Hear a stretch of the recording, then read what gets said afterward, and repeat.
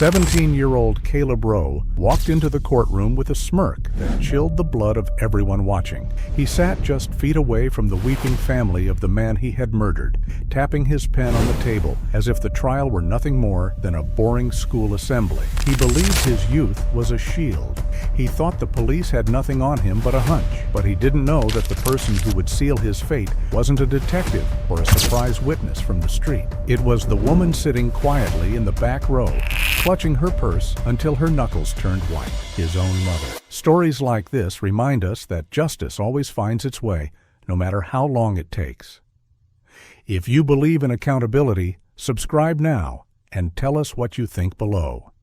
This is how it all began. Before the handcuffs and the headlines, Maple Grove was just a quiet street where neighbors trusted one another. It was the kind of place where doors were left unlocked and fences were just for decoration. Daniel Mercer was the heart of that street, a single father who fixed everyone's computers and looked out for the elderly. But across the road, watching from a darkened window, was a teenager who saw Daniel's kindness as weakness. Caleb Rowe was already planning a night that would shatter their perfect suburb forever, unaware that his own arrogance was already laying the trap for his downfall. Daniel Mercer was the kind of neighbor everyone wished they had. At 42 years old, he had survived the kind of loss that breaks most people, losing his wife to illness 3 years earlier and finding himself suddenly responsible for raising their daughter, Lily, alone. But instead of retreating into grief, Daniel had opened his heart wider to the world around him. Every Saturday morning, you could find him in his driveway washing his modest sedan while Lily practiced soccer drills on the lawn, her laughter echoing down the street like a promise that joy could survive even the darkest chapters. He worked remotely as a software engineer, which meant he was almost always available when a neighbor needed help setting up a router or recovering precious photos from a dying laptop. The elderly couple 3 houses down called him at least once a week, and he always showed up with patience and a toolkit, never accepting a dime for his time. The neighborhood of Maple Grove existed in that rare space where suburban America still felt like the postcards promised it would. Our children rode their bikes in packs until the streetlights flickered on, calling them home to dinner tables where parents actually asked about their day. The annual block party was still a sacred tradition, with folding tables stretched across driveways and the smell of grilled burgers mixing with fresh-cut grass and citronella candles. People knew each other's names, borrowed sugar without hesitation, and genuinely cared when someone's dog went missing or a teenager got accepted to college.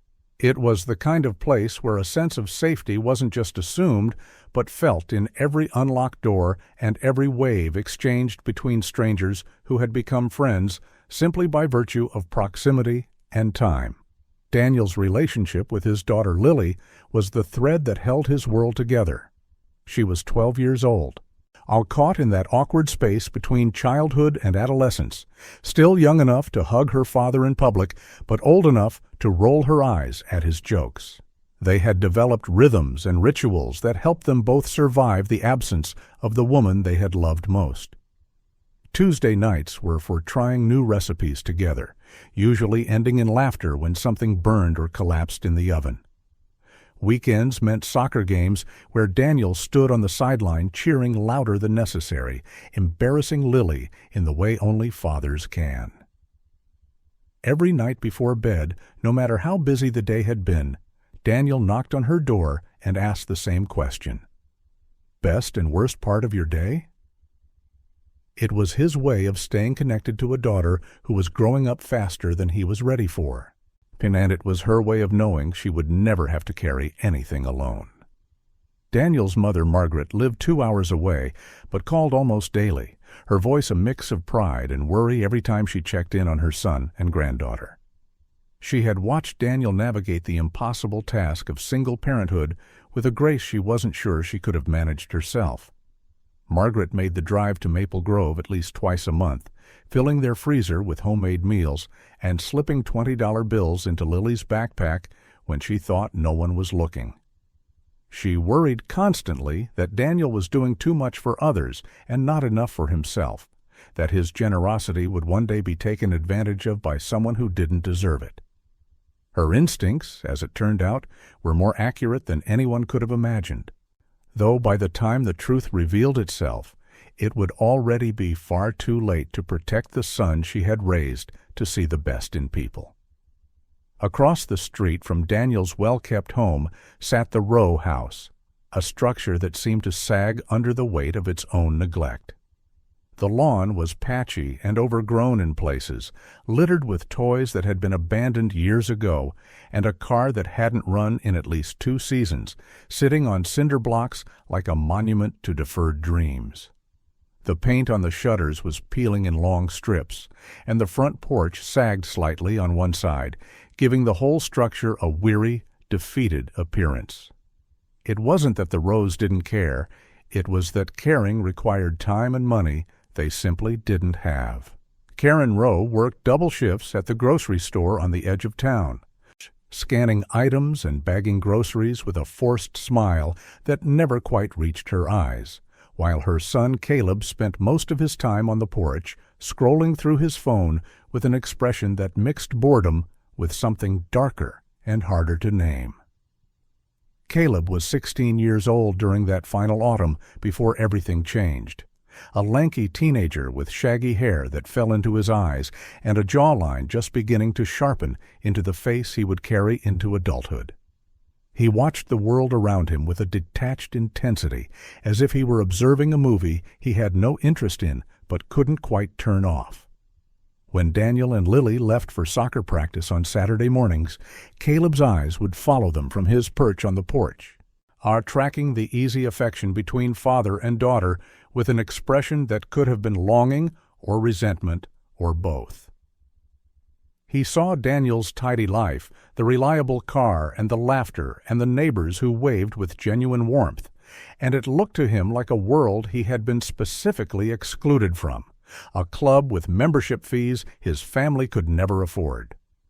The distance between the 2 houses was only 40 feet, but it might as well have been an ocean separating 2 continents that would never touch. The first real interaction between Daniel and the Rows came on a morning when Karen's car refused to start, leaving her stranded in the driveway with tears of frustration already forming because she couldn't afford to be late for another shift. But Daniel had noticed from his window and walked over with jumper cables and a reassuring smile, refusing her embarrassed apologies and getting her engine running in less than 10 minutes. A week later, he dropped off a casserole still warm from his oven, mentioning that he had made too much and would hate to see it go to waste. A kind lie that let Karen accept the help without feeling like charity. Caleb had watched these interactions from inside the house, his jaw tight with an emotion he couldn't quite articulate, muttering under his breath that they weren't a charity case and didn't need handouts from the perfect neighbor. But when Daniel offered him $20 to rake leaves the following weekend, Caleb had shown up, taking the money without meeting Daniel's eyes and leaving the moment the job was finished, and as if gratitude itself was something too expensive to afford. It was a small incident involving a stolen package that planted the first real seed of conflict between Daniel and the boy across the street. Daniel had ordered a replacement part for Lily's laptop, and when he came home to find the package missing from his porch, he checked his doorbell camera and saw a figure in a dark hoodie approaching, taking the box, and walking quickly back toward the Row house. The footage wasn't clear enough to be certain, but the build and the gait looked unmistakably like Caleb. Daniel didn't want to involve the police or create neighborhood drama over what might have been a misunderstanding or a moment of poor judgment from a struggling kid. Instead, he walked across the street one evening and spoke to Caleb directly, keeping his voice calm and offering him a way out with dignity intact. He explained that he had seen someone take the package and that if it was returned, no questions asked. They could pretend the whole thing never happened. But Caleb's face had flushed with humiliation and anger, and though he mumbled something non-committal and walked away, Daniel could see in the boy's eyes that his kindness had been interpreted as condescension, his mercy mistaken for weakness. The doorbell camera's red recording light glowed softly in the darkness as Caleb retreated to his house, fists clenched and jaw set, carrying a grudge that would grow heavier with every passing day. The neighborhood began to notice Caleb in the way you notice a sound that doesn't quite fit, a discordant note in an otherwise harmonious melody. It started with small things that individually seemed unimportant, but together painted a picture that made people uneasy. Mailboxes were found knocked over after late nights, their contents scattered across dewy lawns. Lawn ornaments disappeared from front yards, the kind of cheap decorative items that held more sentimental than monetary value, but whose absence still felt like a violation. Several residents reported their doorbells being rung in the middle of the night, followed by the sound of running footsteps and teenage laughter fading into the darkness. At the neighborhood block party that September, parents gathered in clusters near the coolers and spoke in low voices about whether they should be concerned, whether this was just normal teenage mischief or something that warranted a more serious conversation. Caleb himself stood at the edge of the festivities, headphones covering his ears, bobbing his head to music no one else could hear, while his eyes tracked the conversations happening around him with an awareness that suggested he knew exactly what they were saying. At Maple Grove High School, Caleb's trajectory was becoming increasingly difficult to ignore or excuse. His attendance record looked like Swiss cheese, full of holes that guidance counselors tried to fill with phone calls home that usually went straight to voicemail because Karen was always working. The classes he did attend were marked by a sullen disengagement, his desk pushed slightly away from the others, his eyes on his phone under the table, while teachers delivered lessons he had long stopped pretending to care about. His grades, at which had been mediocre but passing in middle school, had slid into a pattern of failures and incompletes that meant he was already at risk of not graduating on time. But what worried administrators more than the academic decline was the behavioral shift. Caleb had been written up twice for confrontations with other students, both times escalating situations that could have been diffused with an apology into shouting matches that required intervention. There was something in his eyes during those moments that unsettled the adults who witnessed them, a coldness that seemed too old for a 16-year-old face. The petty crimes extended beyond the neighborhood into the wider community, though the connections wouldn't be made until much later. The convenience store 3 blocks from Maple Grove had grainy security footage of a teenager matching Caleb's description, stuffing energy drinks and bags of chips into his backpack on 3 separate occasions, moving with the casual confidence of someone who had done it before and expected to do it again. The store owner, an older man who had run the shop for 20 years and prided himself on giving local kids the benefit of the doubt, finally flagged one of the incidents to police but declined to press formal charges, hoping that a warning would be enough to scare the kids straight. It wasn't. If anything, getting away with it seemed to embolden Caleb, teaching him the dangerous lesson that rules were suggestions that didn't really apply to people smart enough or bold enough to ignore them. He began taking bigger risks, staying out later, pushing boundaries with a teenager's invincibility complex amplified by the intoxicating realization that consequences were theoretical concepts that happened to other people. Daniel noticed the changes in Caleb and felt a responsibility that perhaps he shouldn't have, but that was simply part of who he was. One evening, he found Caleb behind the row of garages at the end of the street, smoking a cigarette with the practiced ease of someone who had been doing it for a while. Instead of lecturing or threatening to tell Karen, Daniel simply walked over, offered him a bottle of cold water from the pack he kept in his car, and sat down on the curb beside him. For 20 minutes, Daniel shared stories from his own teenage years. The stupid risks he had taken and the ways he had almost derailed his own future before someone gave him a chance he didn't quite deserve. He talked about community college programs and online certification courses, pathways to decent careers that didn't require perfect grades or a privileged background, just effort and consistency.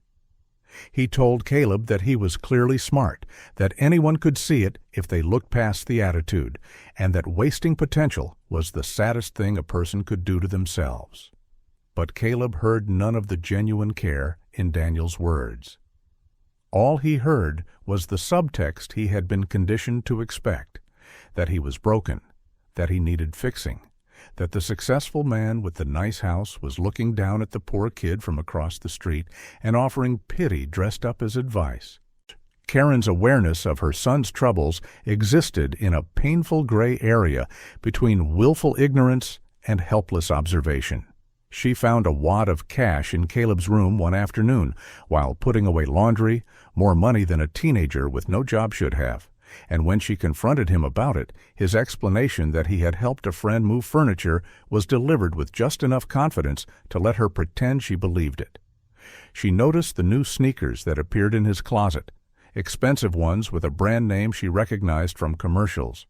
And though her mental calculations told her they cost more than she made in 2 shifts, she swallowed her questions and told herself that maybe he had saved birthday money or borrowed them from a friend.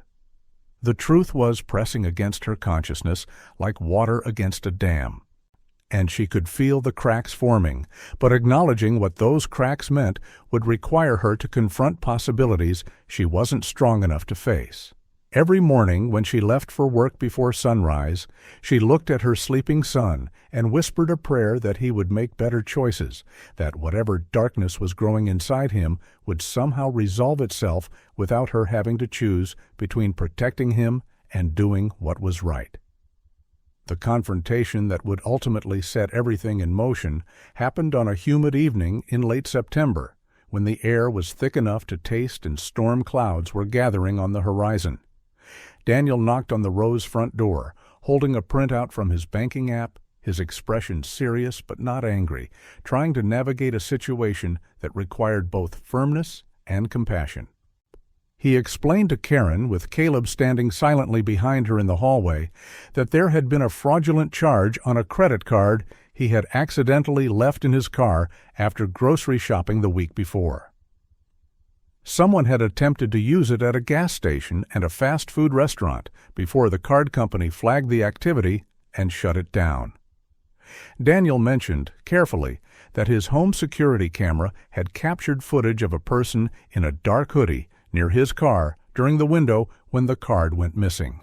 He didn't say Caleb's name. He didn't make a direct accusation. But the implication hung in the air between them like smoke, and everyone standing in that doorway understood exactly what was being communicated beneath the polite language and measured tone. The humiliation Caleb felt in that moment was not the healthy shame that comes from being caught doing something wrong and recognizing the need to change. It was the toxic shame that curdles into rage, the kind that makes a person feel small and exposed and desperate to reclaim power by any means necessary. After Daniel left, walking back across the street with his shoulders slightly slumped, as if the conversation had exhausted him, Caleb exploded. He kicked over the kitchen trash can, sending garbage scattering across the floor, and shouted words his mother had taught him never to use in her presence. He accused Daniel of thinking he was better than them, of looking for excuses to get Caleb in trouble, of being the kind of self-righteous person who pretended to care, but really just wanted to feel superior by comparison. Karen, overwhelmed by her own exhaustion and the impossible situation she found herself trapped in, slapped her son across the face for the language and the disrespect. Then, almost immediately, she started crying and apologizing, pulling him into a hug he didn't return, her own guilt and helplessness spilling out in tears that fell on his shoulder while he stood rigid and silent, his eyes fixed on Daniel's house through the window. That night, lying on his bed with music blaring through his headphones loud enough to hurt, Caleb scrolled through Daniel's public social media profiles with a methodical focus. He saw photos of family vacations to beaches he would never visit, birthday parties with cakes from expensive bakeries, smiling dinner tables with extended family gathered around food that looked like it came from restaurants with cloth napkins. Each image was a small knife cutting into the narrative Caleb had built about fairness and justice and the way the world was supposed to work. In his mind, Daniel's comfortable life wasn't the result of education or hard work or the kind of steady decision-making that builds security over time. It was unearned luck, an accident of birth, proof that the system was rigged in favor of people who had already been given everything, while people like Caleb and his mother were left to fight over scraps. And in that moment, bathed in the cold blue light of his phone screen, something inside Caleb shifted and hardened into a terrible resolve. He whispered words into the darkness of his room, too quiet for anyone else to hear, but loud enough to seal a fate he didn't yet understand he was choosing. He'll regret messing with me. The decision had been made, though the plan was still forming in the shadows of a mind too young to understand the permanence of the consequences it was about to create. October arrived in Maple Grove with the kind of weather that makes people nostalgic for seasons they've never actually experienced, all golden light and falling leaves and the smell of wood smoke drifting from chimneys in the early evening. Halloween decorations began appearing on porches, plastic skeletons and cotton spiderwebs and carved pumpkins with flickering candles inside, transforming the quiet suburban street into something whimsical and slightly eerie. Our children were already planning their costumes and mapping out the most efficient trick-or-treating routes, while parents stocked up on candy and debated whether to hand out the good chocolate or the cheaper stuff they bought in bulk. It was the kind of season that should have felt safe and predictable, a time when the most dangerous thing in the neighborhood should have been the sugar rush from too many fun-sized candy bars. But beneath the surface of those cozy autumn evenings, something dark was taking shape in the mind of a teenager who had convinced himself that violence was the only language powerful enough to balance the scales he believed had been tipped against him since birth.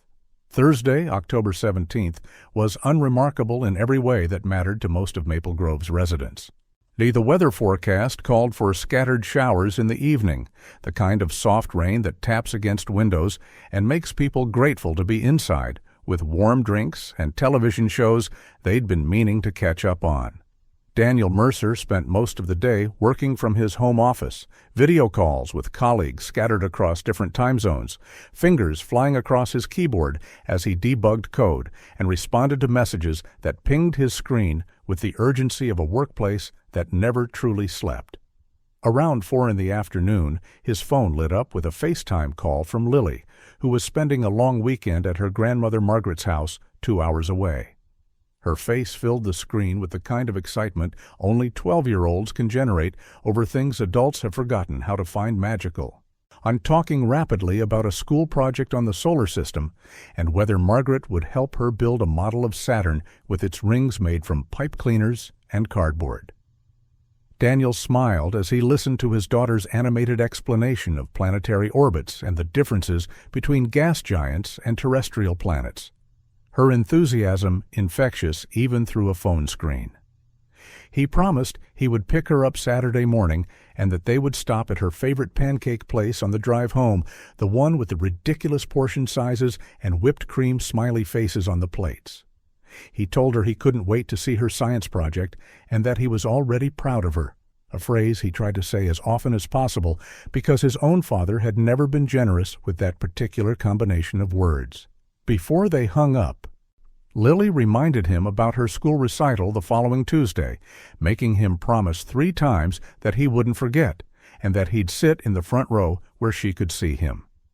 Daniel laughed and promised, having no way of knowing that he was making a commitment to a future that would never arrive, that the last time he would ever see his daughter's face would be this exact moment, backlit by his mother's kitchen and filled with the ordinary joy of a child who still believed her father would always be there to keep his promises.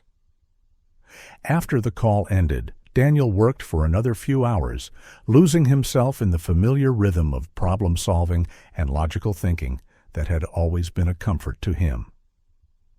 Around 8 in the evening, he heated up leftover pasta and ate dinner standing at the kitchen counter while catching up on news on his tablet, the kind of bachelor behavior his mother always scolded him for when she visited.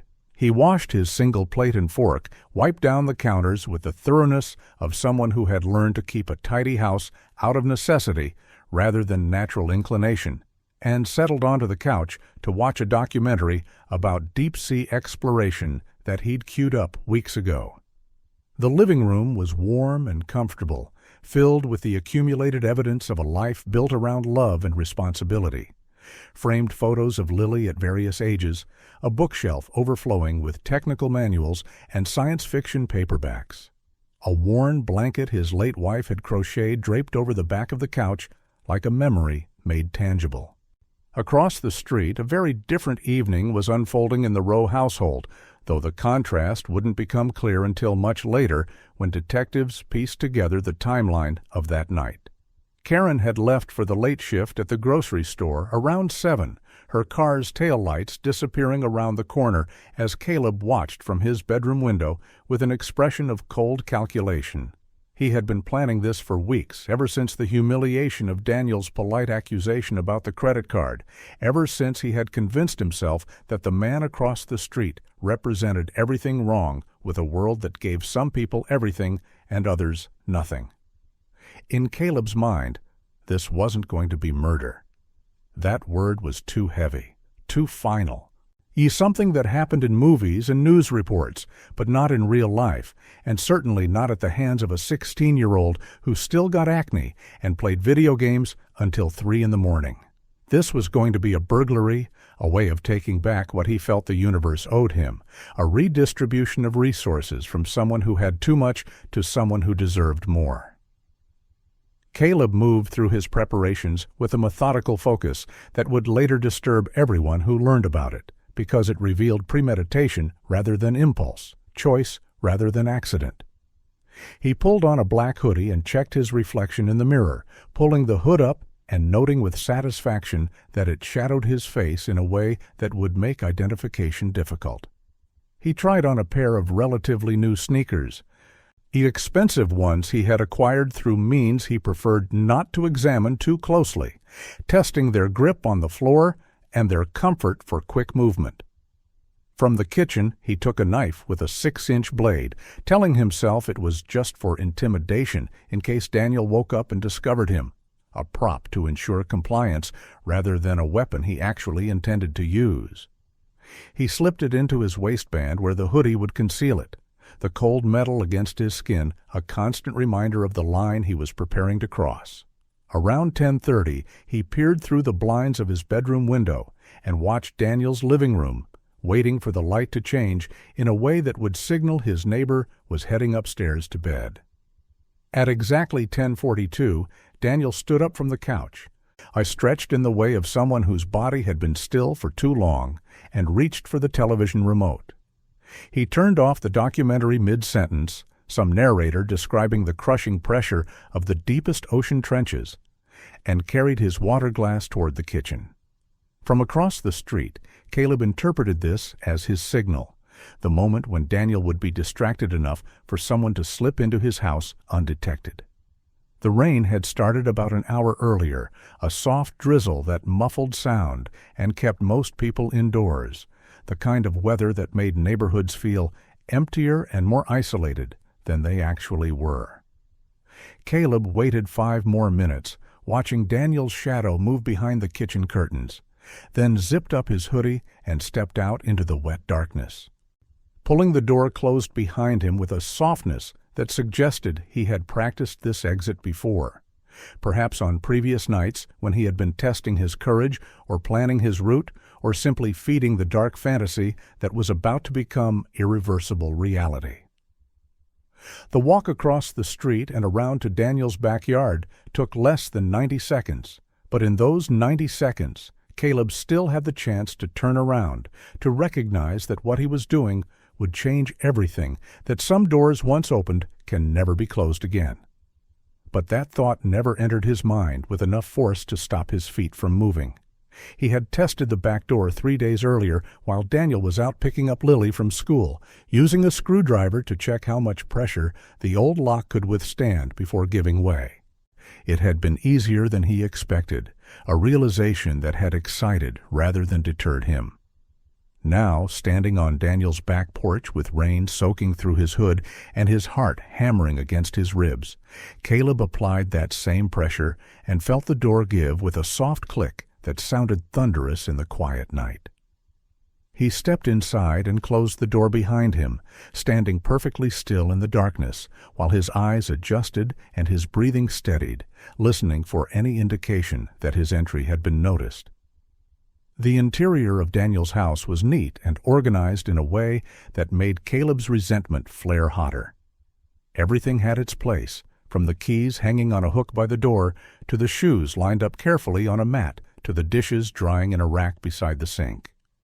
This was the home of someone who had their life together, someone who didn't have to choose between paying the electric bill and buying groceries, someone who had probably never known what it felt like to be looked at with pity by neighbors who pretended their charity was just friendliness.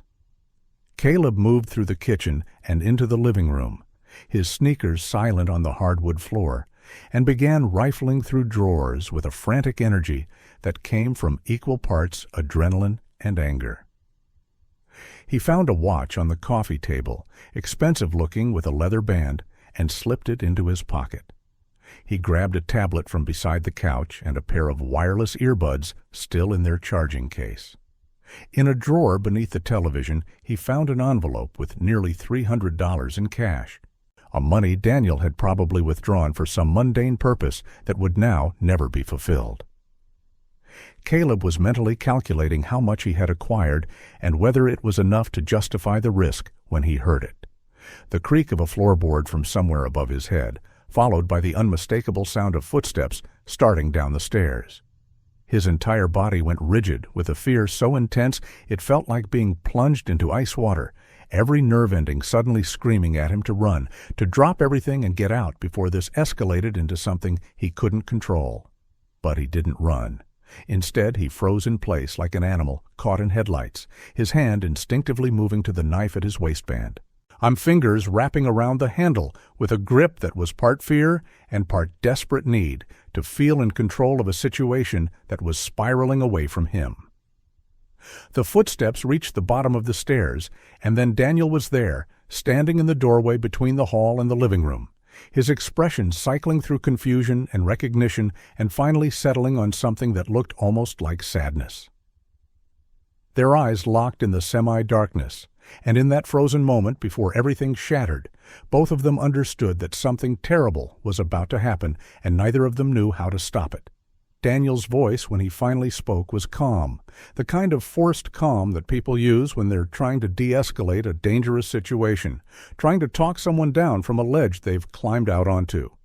He raised his hands slowly, palms out in a gesture of non-aggression, and said Caleb's name like it was a lifeline he was throwing across the space between them. He told him to put down whatever he was holding, that they could talk about this, that nothing had happened yet that couldn't be fixed or forgiven or handled in a way that didn't destroy both of their lives. But Caleb didn't hear the offer of mercy in those words. What he heard was his name being spoken, like a police report, like evidence being documented, like a witness who would now be able to identify him and testify against him and ensure that this moment would follow him forever. In the twisted logic of panic and pride and teenage invincibility colliding with adult consequences, Caleb made a choice. He pulled the knife from his waistband, and the last chance for a different ending disappeared like smoke in the darkness of Daniel Mercer's living room.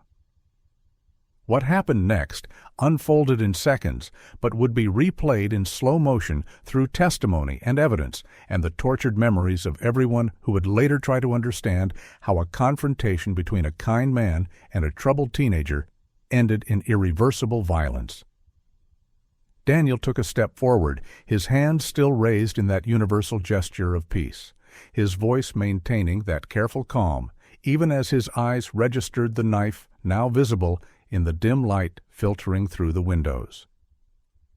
He repeated Caleb's name, softer this time, almost pleading, and added words that were meant to reassure, but instead triggered something explosive in the teenager's fractured thinking. He said they could work this out. That he understood Caleb was struggling, that everyone made mistakes, and this didn't have to define the rest of his life. But those words, intended as a lifeline, sounded to Caleb like condescension, like the same pitying tone he had heard his entire life from teachers and counselors and neighbors who looked at his family's broken-down house and made assumptions about who he was and what he was capable of becoming. The knife moved almost of its own accord, or at least that's how Caleb would describe it later in the fragmented confessions he would make to friends and eventually, indirectly, to his mother. He would say that Daniel had lunged at him, that he had felt threatened, that his hand had reacted instinctively to protect himself from an attack that existed more in his imagination than in the physical reality of that moment. But the forensic evidence would tell a different story, one of forward momentum and deliberate force, of a blade driven upward at an angle consistent with aggression rather than defense. The knife caught Daniel just below his ribcage on the right side, sliding between bones with a sickening ease that surprised them both. Daniel's eyes went wide, his mouth opening in a gasp that might have been the beginning of a word or simply the sound of air escaping from lungs that were suddenly struggling to function properly. He stumbled backward, his hand reaching out to steady himself on the coffee table, and in the process knocked over a ceramic mug that had been sitting there since earlier in the evening. The mug hit the hardwood floor and shattered into pieces, a hot tea that had long since gone cold splashing across the polished surface and mixing almost immediately with the blood that was beginning to pool beneath Daniel's body as he collapsed. Caleb stood frozen, the knife still in his hand, his brain unable to process the scene in front of him or connect it to the actions he had just taken. There was so much blood, more than he had ever imagined could come from a single wound, spreading across the floor in a dark puddle that seemed to grow with impossible speed. Daniel's breathing had become labored and wet-sounding, each inhale a struggle that rattled in his chest in a way that suggested damage far beyond what could be fixed with pressure and emergency calls. His eyes found Caleb's face one last time, and there was no anger in them, no hatred or desire for revenge. Just a profound sadness, and perhaps a question about why this was happening, why kindness had been answered with violence, why a life built on helping others was ending on the floor of his own living room at the hands of a boy he had tried to help. The moment stretched and then snapped, and suddenly Caleb's paralysis broke into frantic action, driven by panic rather than reason. His first thought was not to help the man bleeding out in front of him, not to call for an ambulance, or apply pressure to the wound, or do any of the things that might have saved a life that was slipping away with every labored breath. His first thought was evidence, consequences, the need to cover his tracks and create distance between himself and what he had just done. He moved to the kitchen sink and turned on the water. Holding the knife under the stream and watching Daniel's blood swirl down the drain in pink rivulets. He grabbed a dish towel from the counter and wiped the handle roughly, his hands shaking so badly it took 3 attempts to get the blade reasonably clean. Then he dropped the knife in the sink and turned his attention back to the living room, his mind racing through a checklist of things he needed to do to make this look like something other than what it actually was. Caleb grabbed Daniel's wallet from the table where he had set it earlier and shoved it into his hoodie pocket, along with the watch and cash he had already stolen. He unplugged Daniel's laptop from its charger and tucked it awkwardly under his arm, then grabbed the tablet and earbuds he had collected before the confrontation. In his panicked state, he was trying to stage a burglary gone wrong, trying to create a narrative where an unknown intruder had broken in to steal valuables and been surprised by the homeowner, leading to a tragic but random act of violence that had nothing to do with the angry teenager who lived 40 feet away and had been publicly humiliated by the victim just weeks earlier. But Caleb was sloppy in his panic, leaving behind a crime scene that would tell trained investigators exactly how terrified and inexperienced he had been. He didn't think about fingerprints in places the burglar shouldn't have touched. He didn't consider the forensic analysis that would reveal the exact angle and force of the knife wound. and he absolutely didn't notice the most damning piece of evidence he was about to leave behind. As Caleb turned to flee toward the back door, his right foot stepped directly into the expanding pool of blood on the hardwood floor. The sole of his sneaker, with its distinctive pattern of treads and wear marks that were as unique as a fingerprint, pressed into the liquid and then lifted, creating a partial print that captured every ridge and groove in sharp detail. He took 2 more steps toward the kitchen, tracking smaller amounts of blood with each footfall, until the amount on his shoe was insufficient to leave visible marks. By the time he reached the back door, his sneakers were making only the faintest impressions on the tile, barely noticeable to the naked eye, but still present at a microscopic level that forensic luminol would later reveal. He paused for just a second at the threshold, his hand on the doorknob, and looked back at the living room where Daniel Mercer lay motionless in the darkness. There was a moment where something like regret flickered across Caleb's face, or perhaps it was just fear of what he had set in motion. But then he was out the door and moving quickly across the wet grass toward his own house. The rain was falling harder now, cold drops that soaked through his hoodie and plastered his hair to his forehead as he jogged across the street with his stolen items clutched awkwardly against his chest. A dog barked somewhere in the distance, and Caleb's heart seized with terror that someone might look out their window at exactly the wrong moment and see him returning from the direction of Daniel's house with his arms full and his clothes wet. But the street remained dark and empty. Everyone sensibly inside on a rainy Thursday night, and within 2 minutes of leaving the crime scene, Caleb was back in his own house with the door locked behind him. He stood in the dark entryway, breathing hard, his entire body shaking with the aftershocks of adrenaline and the dawning realization of what he had actually done. The stolen items felt impossibly heavy in his hands, transformed from valuable prizes into evidence that connected him to a crime he still couldn't quite believe he had committed. Caleb moved through his house like a ghost, turning on no lights, leaving no evidence of his return for any neighbor who might happen to glance toward the row house and wonder about the movement behind dark windows.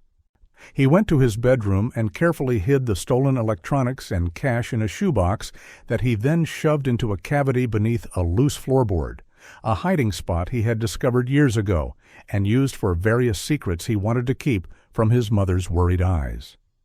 The wallet he wiped clean and dropped into a neighbor's trash can 2 houses down during a walk he would take the next morning, playing the role of a restless teenager getting fresh air after a night of video games. The watch he would keep, a trophy he couldn't quite bring himself to dispose of, even though every logical part of his brain screamed that keeping it was dangerous. He placed his wet sneakers carefully in his closet, arranging them in a neat line with his other shoes, never imagining that those particular shoes contained evidence that would eventually lead police directly to his door. By the time Karen came home from her late shift after midnight, exhausted and smelling faintly of the grocery store's industrial cleaning products, Caleb was in bed with his headphones on, pretending to be absorbed in music while his mind replayed the events of the evening in an endless loop that wouldn't let him sleep. She knocked softly on his door to let him know she was home, and he called out a muffled response that sounded normal enough that she didn't push further, grateful not to have another confrontation after a night of dealing with difficult customers and register problems and the constant pressure of bills that never seemed to stop coming. She went to her own room, kicked off her shoes, and was asleep within minutes of her head hitting the pillow, completely unaware that her son had just crossed a line that would eventually force her to make the most painful choice of her life.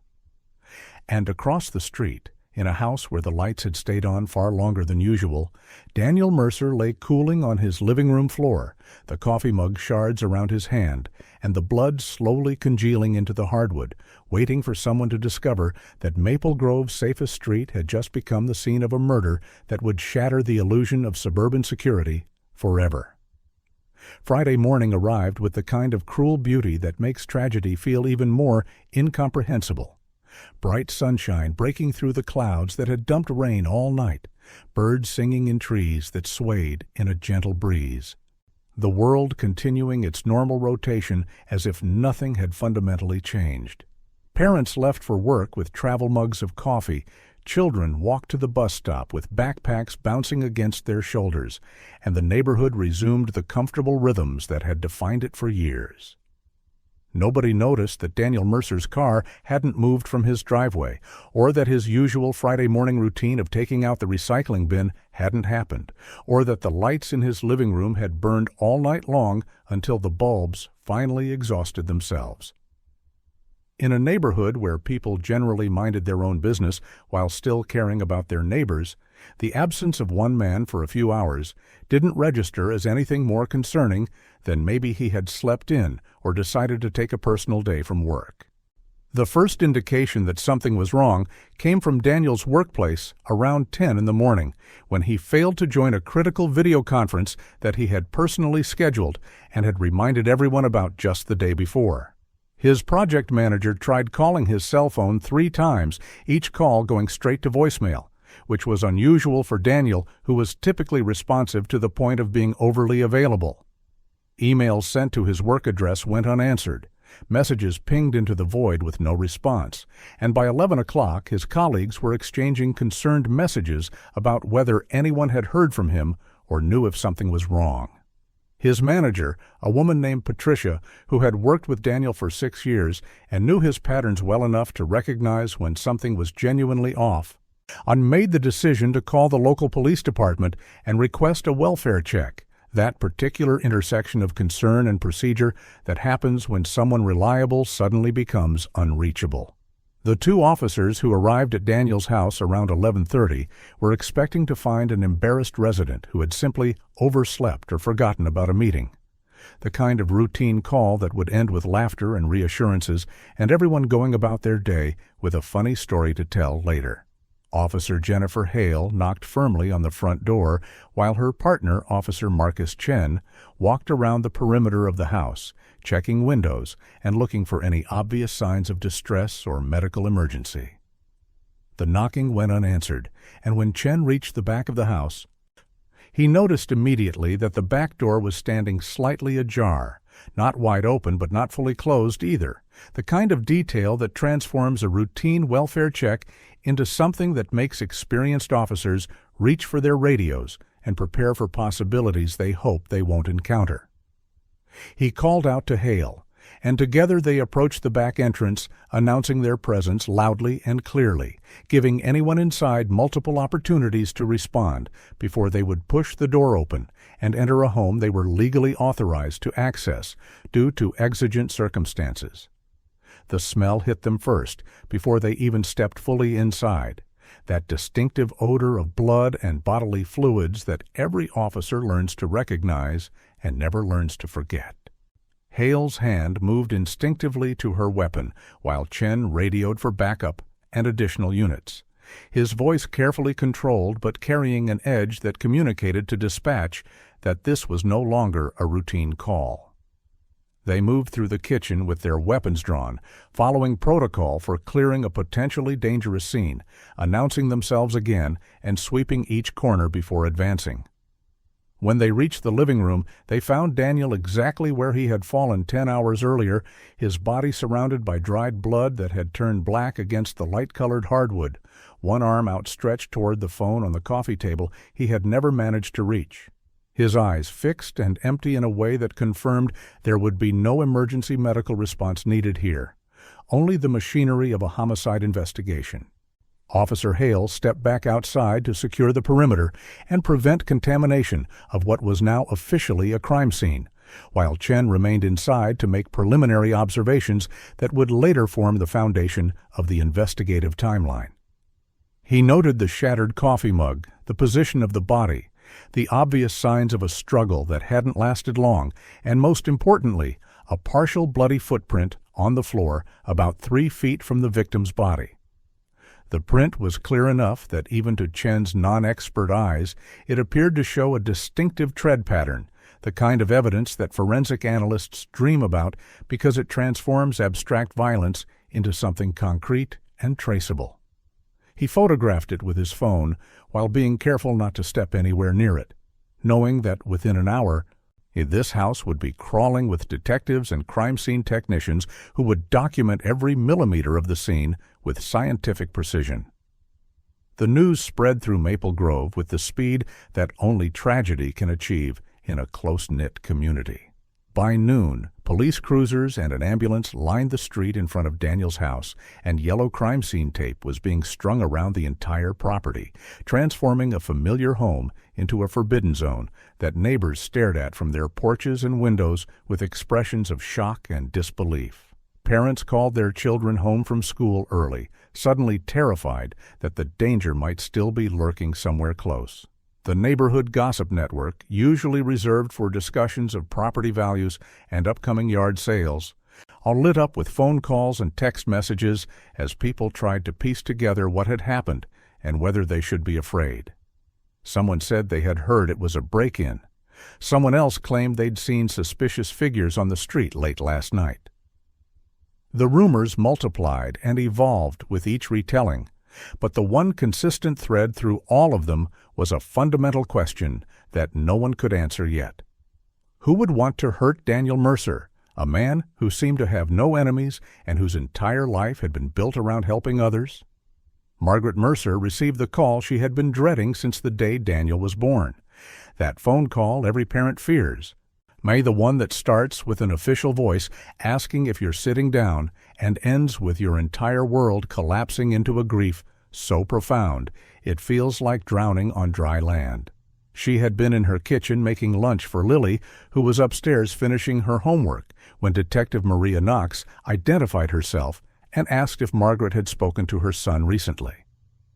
The detective's tone, that specific combination of professional and compassionate that can only mean terrible news, told Margaret everything before the actual words were spoken. She gripped the counter to keep from falling as Knox explained that Daniel had been found deceased in his home, that it appeared to be a homicide, and that someone would need to come identify the body formally once the medical examiner had completed the initial examination. Margaret's scream brought Lily running down the stairs, and the scene that followed, a grandmother trying to explain to a 12-year-old that her father was never coming home, would haunt every investigator who later heard about it. Back on Maple Grove Drive, Detective Knox and her partner, Detective Ray Collins, had arrived to take control of the crime scene and begin the methodical process of turning chaos into timeline, evidence into narrative, questions into answers. Knox was in her mid-40s, a woman who had worked her way up through the ranks in a department that hadn't always made that easy. And she had a reputation for being both thorough and intuitive, able to see patterns that others missed, and to push investigations forward when they seemed to stall. Collins was older, closer to retirement, carrying the weariness of someone who had seen too many bodies and solved too many cases to maintain the idealism that had brought him to police work decades earlier.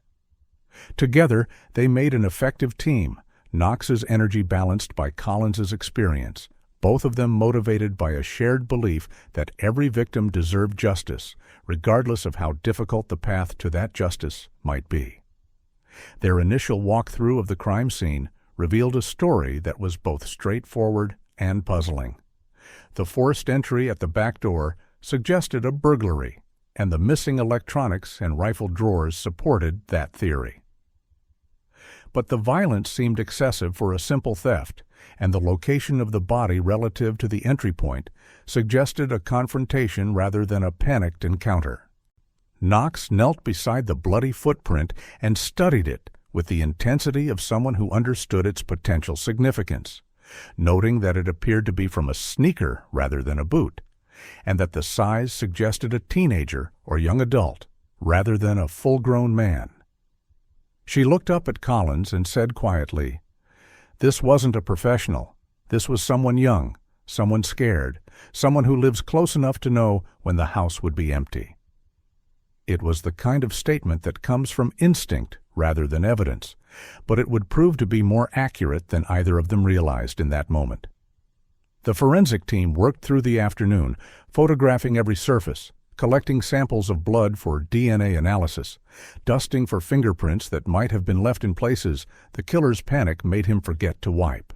They used luminol to reveal blood traces that had been tracked through the house, creating a glowing map of the killer's movements that told them he had gone from the living room to the kitchen sink, then back through the kitchen to the back door. They recovered the knife from the sink, still bearing traces of blood despite the attempt to wash it clean, and bagged it as evidence that would later confirm it came from Daniel's own kitchen, a weapon of opportunity rather than one brought to the scene with murderous intent.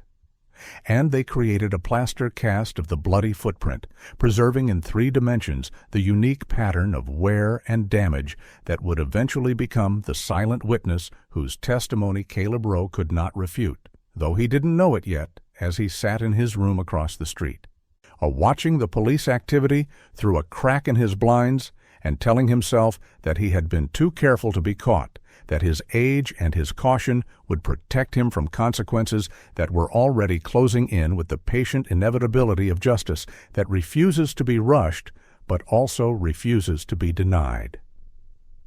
The autopsy of Daniel Mercer was performed on Saturday morning in the sterile environment of the county medical examiner's office, where bodies tell their stories through measurements and observations that strip away emotion and reduce tragedy to clinical terminology.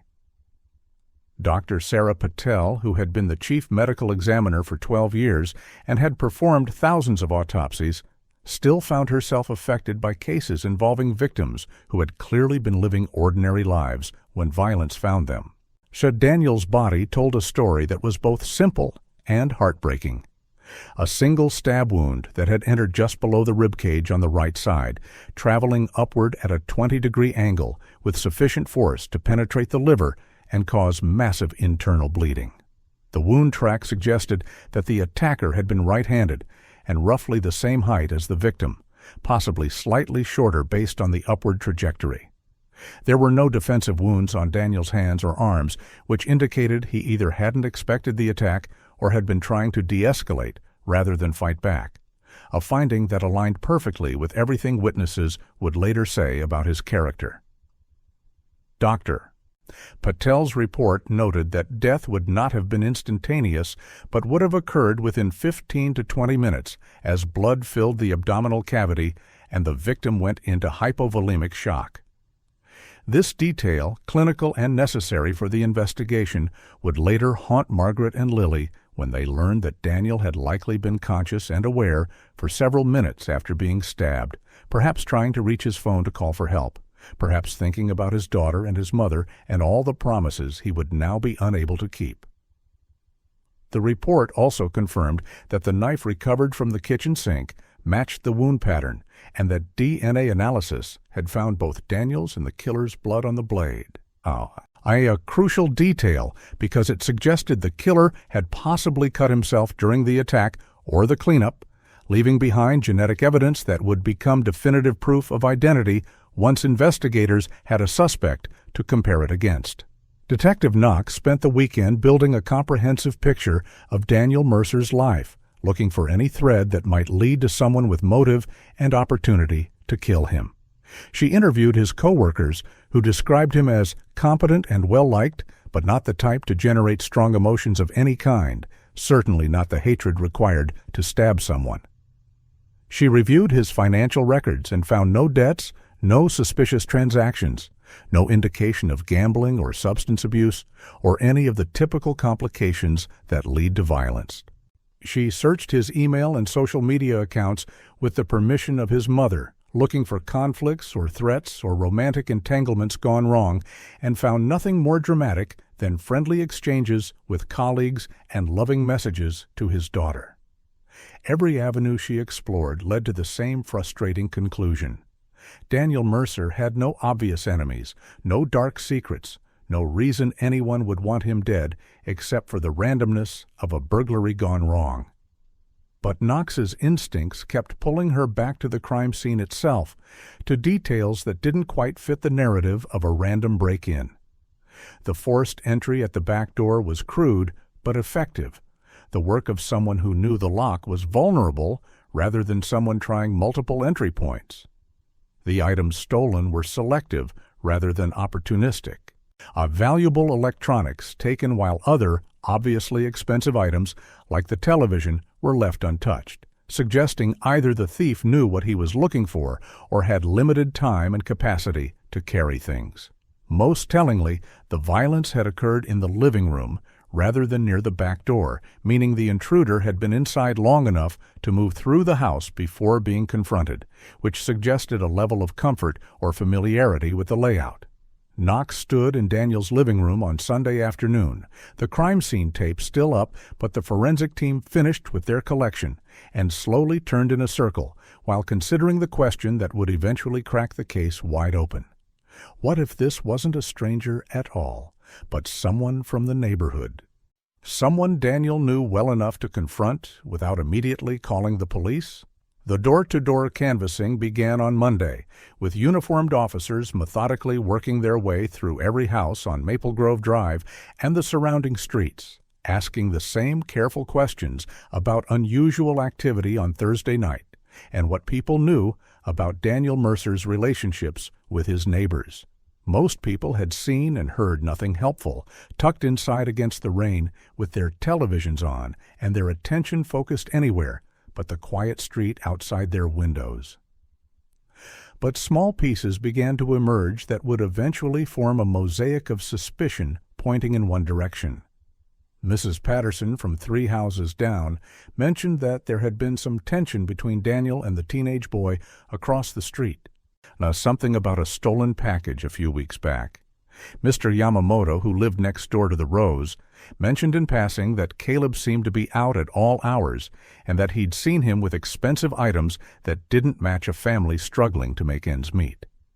None of these observations alone meant anything, but together they began to sketch the outline of a person of interest. When Detective Collins knocked on the Rowe family's door on Monday afternoon, Karen answered with the exhausted face of someone who had been working too many hours for too many years and didn't have the energy left to wonder why police were at her door. She invited them in with the automatic hospitality of someone raised to be polite to authority, even when authority made her nervous. Offering coffee, they declined and apologizing for the cluttered living room in a way that spoke to a lifetime of feeling judged by people with more money and tidier houses. Collins explained they were talking to everyone in the neighborhood about Daniel Mercer's death and asked if she or her son had noticed anything unusual on Thursday night. Karen's face registered genuine shock at the news that Daniel had been murdered, her hand flying to her mouth and her eyes filling with tears that seemed authentic enough that neither detective doubted her ignorance of the crime. She said she had been at work until after midnight and hadn't heard anything, but that her son Caleb had been home all evening as far as she knew. Caleb appeared in the doorway of the living room with the studied casualness of someone who had been listening from the other room and had taken a moment to compose his expression before making an entrance. He was wearing sweatpants and a faded t-shirt, his hair uncombed, looking like any other 17-year-old who had been roused from an afternoon of gaming or sleeping, which was exactly the image he wanted to project. Knox studied him with the careful attention of someone trained to read body language and micro-expressions, noting the tension in his shoulders that contradicted his relaxed posture, the way his eyes moved between the detectives without ever quite settling, the slight tremor in his hands that he tried to hide by shoving them in his pockets.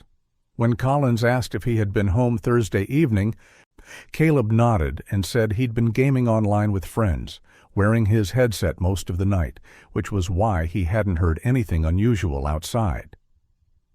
It was a plausible alibi that would be difficult to disprove without checking with the gaming platform and his online friends, and Knox made a mental note to do exactly that. Knox asked Caleb about his relationship with Daniel Mercer, keeping her tone conversational rather than accusatory, giving him every opportunity to volunteer information that might either clear him or deepen suspicion. Caleb shrugged and said Daniel was fine, just a neighbor who sometimes tried to help with stuff, nothing special one way or the other. He didn't mention the confrontation about the credit card fraud. He didn't mention the stolen package or the uncomfortable conversation about his future or any of the dozens of small interactions that had built resentment into something darker.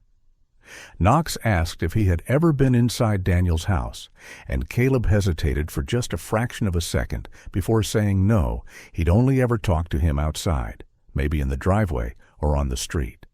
That hesitation, almost imperceptible, registered in Knox's trained observation as significant, a tiny crack in an otherwise smooth performance. She thanked them both for their time, left her card, and asked them to call if they remembered anything that might be helpful, the standard closing to an interview that had just moved Caleb Rowe from neighbor to person of interest on an investigative timeline that was beginning to take shape. Back in the car, Collins looked at Knox and said what they were both thinking. "That kid is hiding something." Knox nodded, but hiding something wasn't the same as being a murderer, and they needed evidence rather than instinct to move forward. She pulled out her notebook and started a list of things to follow up on. Verify Caleb's online alibi, check school records for behavioral issues, talk to other neighbors about interactions between Caleb and Daniel, search for any security camera footage from nearby houses that might show movement on the street Thursday night. She also made a note to look more carefully at the forensic evidence, particularly that bloody footprint, because if they could identify the specific brand and model of shoe, and if they could find a warrant-justified reason to search Caleb's room, they might discover the physical evidence that would transform suspicion into probable cause. As they drove away from Maple Grove Drive, neither detective noticed Caleb watching them from his bedroom window, his face pale and his jaw clenched, already composing the text message he would send to a friend claiming the cops had tried to pin something on him, but had nothing, the kind of bravado that masked terror and fed the narrative he was telling himself that he was smarter than the system closing in around him. The investigation expanded over the following days with the methodical thoroughness that characterizes good police work, the kind that doesn't make for exciting television but consistently produces results. Detectives pulled Daniel's phone records and found nothing suspicious in his call or text history. And they interviewed his ex-girlfriend from 2 years ago, who had nothing but kind words and an alibi that placed her 3 states away. They tracked down every person Daniel had done computer work for in the past 6 months, looking for anyone who might have harbored a grudge or seen something valuable in his home worth stealing, and came up empty. Meanwhile, the forensic analysis was producing more concrete results. The DNA from the knife was being processed, though results would take weeks to come back. The bloody footprint had been analyzed and identified as coming from a Nike Air Max sneaker, size 10.5, with a distinctive wear pattern on the right heel that suggested the owner had a slight tendency to supinate when walking or running. It was the kind of specific detail that would be useless without a suspect shoe to compare it to, but devastating evidence if they ever found that shoe. Knox also discovered something interesting when she followed up on Daniel's doorbell camera footage from the weeks leading up to his murder. The camera, which had been mentioned in the initial investigation as potentially capturing the killer's approach, had actually been broken since late September, something Daniel had mentioned to his mother in a phone call as a minor annoyance he kept forgetting to fix. But the footage from before it broke told an interesting story. It showed Caleb Rowe approaching Daniel's car on 3 separate occasions, once openly in daylight, twice at night when he seemed to be testing whether anyone was watching. It showed the confrontation about the credit card, Daniel speaking calmly while Caleb's body language screamed hostility and humiliation. It showed enough of a relationship between victim and potential suspect that Knox felt confident requesting Caleb's school records and interviewing administrators about his behavior and history. What she learned there deepened her suspicion into something approaching certainty, though certainty without proof was just another name for frustration in the careful world of criminal investigation. Maple Grove High School's guidance counselor, a tired woman named Sandra Ortiz, who had been dealing with troubled teenagers for longer than she cared to calculate, spoke about Caleb with the careful language of someone bound by confidentiality laws, but wanting desperately to help. She described him as intelligent but unmotivated, angry but not yet violent in any documented way, troubled by his family's financial struggles and his father's absence in ways that manifested as resentment toward anyone who seemed to have life easier.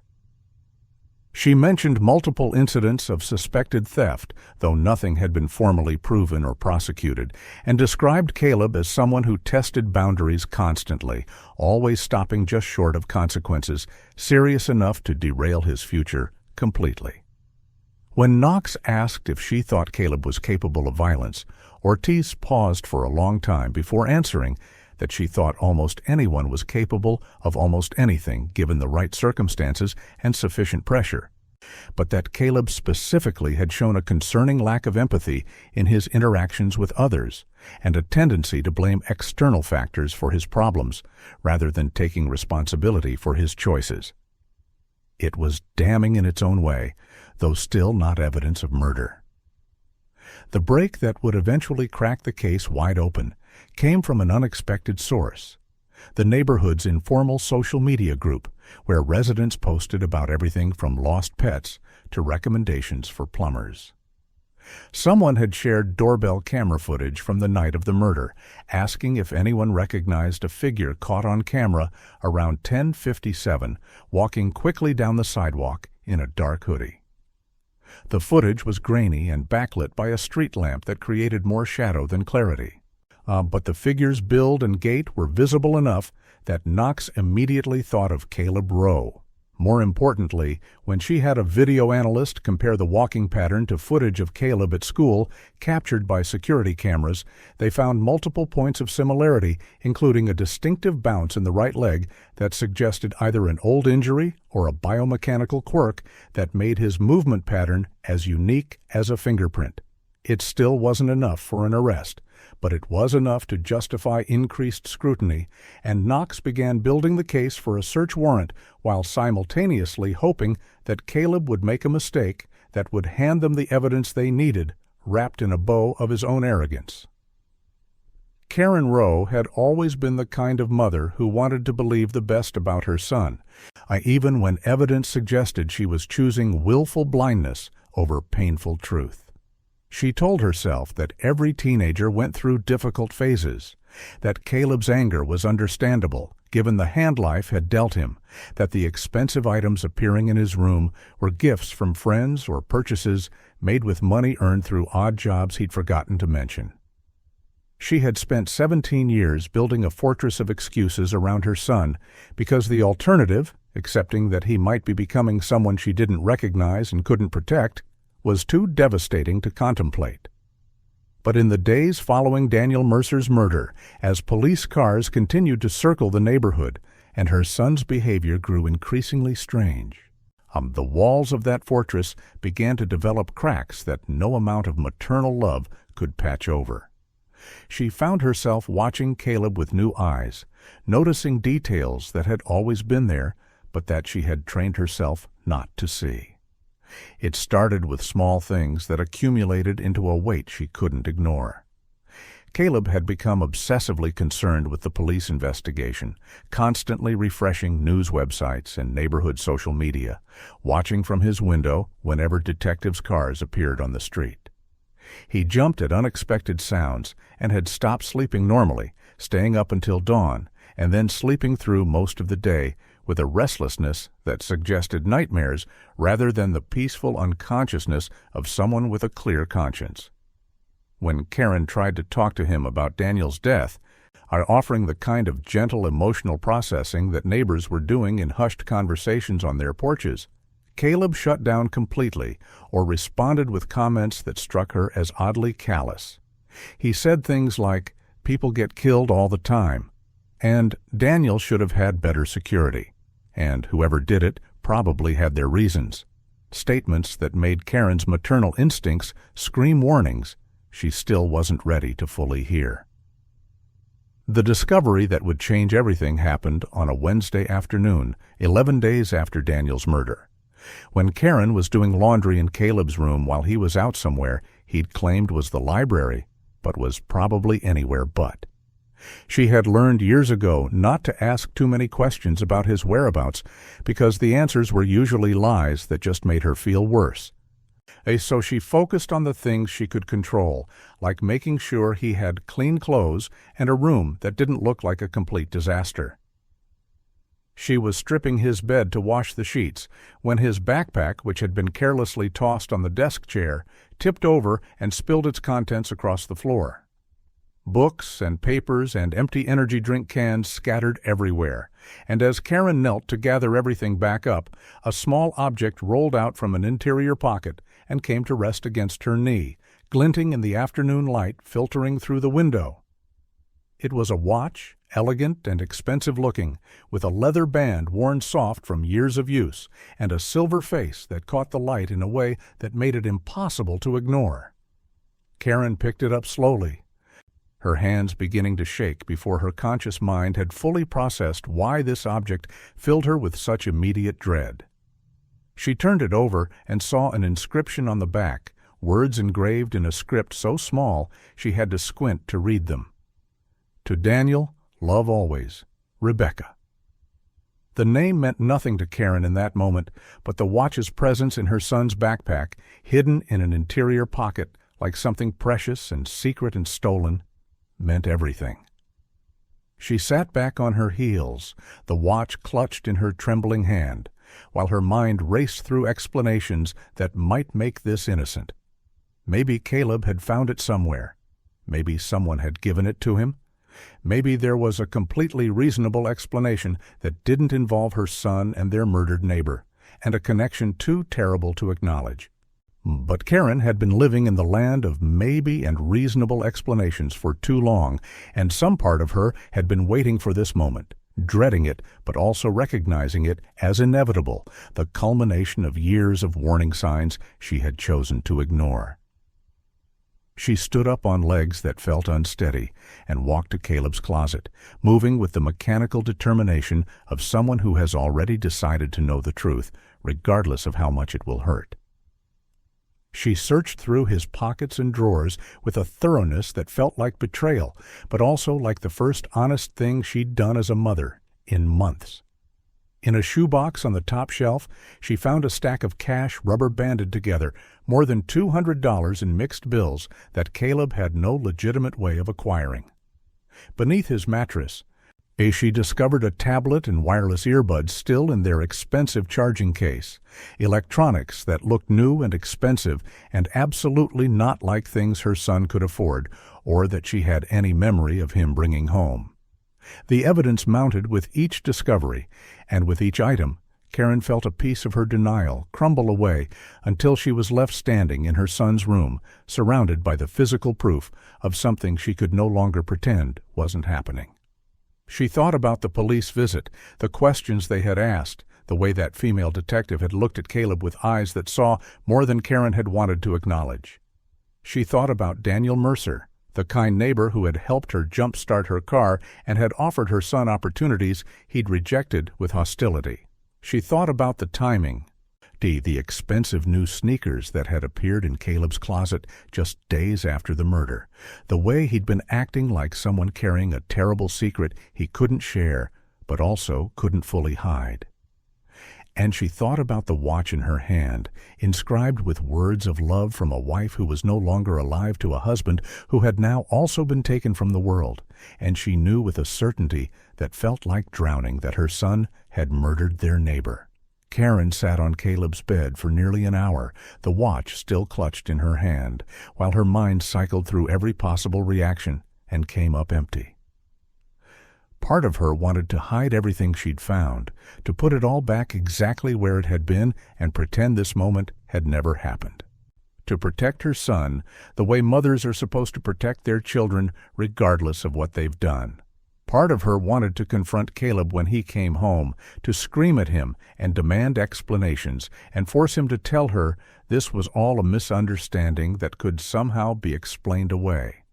But the largest part of her, the part that had been quietly growing stronger beneath all the excuses and denial, knew that neither of those options was actually about protecting Caleb or doing right by him. They were about protecting herself from the consequences of knowing, and protecting herself meant letting a murderer go free, meant letting Daniel's family suffer without justice, meant making herself complicit in a crime that had shattered a neighborhood and taken a good man's life. The internal battle that raged in Karen's mind over the next several days would have broken most people, and in many ways it broke her too, just not in the way that would let her choose silence over truth.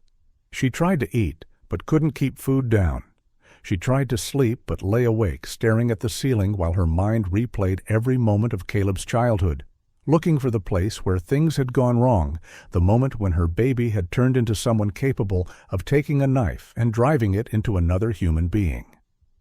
She found herself Google searching things like how to know if your child is a sociopath, and mothers who turned in their sons, and what happens to teenage murderers. Her search history a roadmap of a parent's worst nightmare playing out in real time. She went to work and moved through her shifts like a zombie, scanning groceries and making change while her mind was miles away, wrestling with a choice that felt impossible but was actually brutally simple. Protect her son or do what was right. The moment that finally tipped the balance came on a Friday night, nearly 2 weeks after Daniel's murder, when Caleb came home in a good mood for the first time in days. He was almost cheerful, joking about something that had happened with his friends, raiding the refrigerator with teenage enthusiasm. And when Karen gathered her courage to ask him point-blank if he knew anything about what had happened to Daniel Mercer, his response chilled her to the bone. He turned to look at her with eyes that were flat and empty of the remorse or horror she desperately needed to see there. And he said casually, almost dismissively, "Mom, that guy had everything. A nice house, nice car, everyone loved him. Sometimes the universe just evens things out, you know?" It wasn't a confession, not in any legal sense, but it was an admission of something darker, a complete absence of empathy, a worldview where other people's lives were just obstacles or resources to be used or eliminated based on what served his needs. That night, after Caleb had gone to his room and put on his headphones and disappeared into whatever digital world he used to escape reality, Karen sat at her kitchen table with the detective's business card in front of her and Daniel's watch in her hand. She thought about Daniel's daughter, who was the same age Caleb had been when her own husband had walked out, leaving her to raise a son alone while working minimum-wage jobs that barely covered rent. She thought about how Daniel had never made her feel small for needing help, how he'd offered jumper cables and casseroles and job hunting advice without the condescension that so many people couldn't help but show towards someone struggling. She thought about the fact that Daniel would never help another neighbor or watch his daughter graduate or grow old with the quiet dignity he'd maintained even in the face of tragedy. And she thought about what kind of mother she wanted to be. Not the kind who protected her child from consequences, regardless of what he'd done, but the kind who loved him enough to hold him accountable, even when it destroyed her in the process. At 10:30 on that Friday night, Karen Rowe picked up her phone and dialed the number on Detective Knox's card, to her hands shaking so badly she had to try 3 times before she got the numbers right. When Knox answered, sounding alert despite the late hour, Karen's voice came out as barely more than a whisper when she said, "This is Karen Rowe, Caleb's mother. I need to talk to you about Daniel Mercer. I know. My son did something terrible."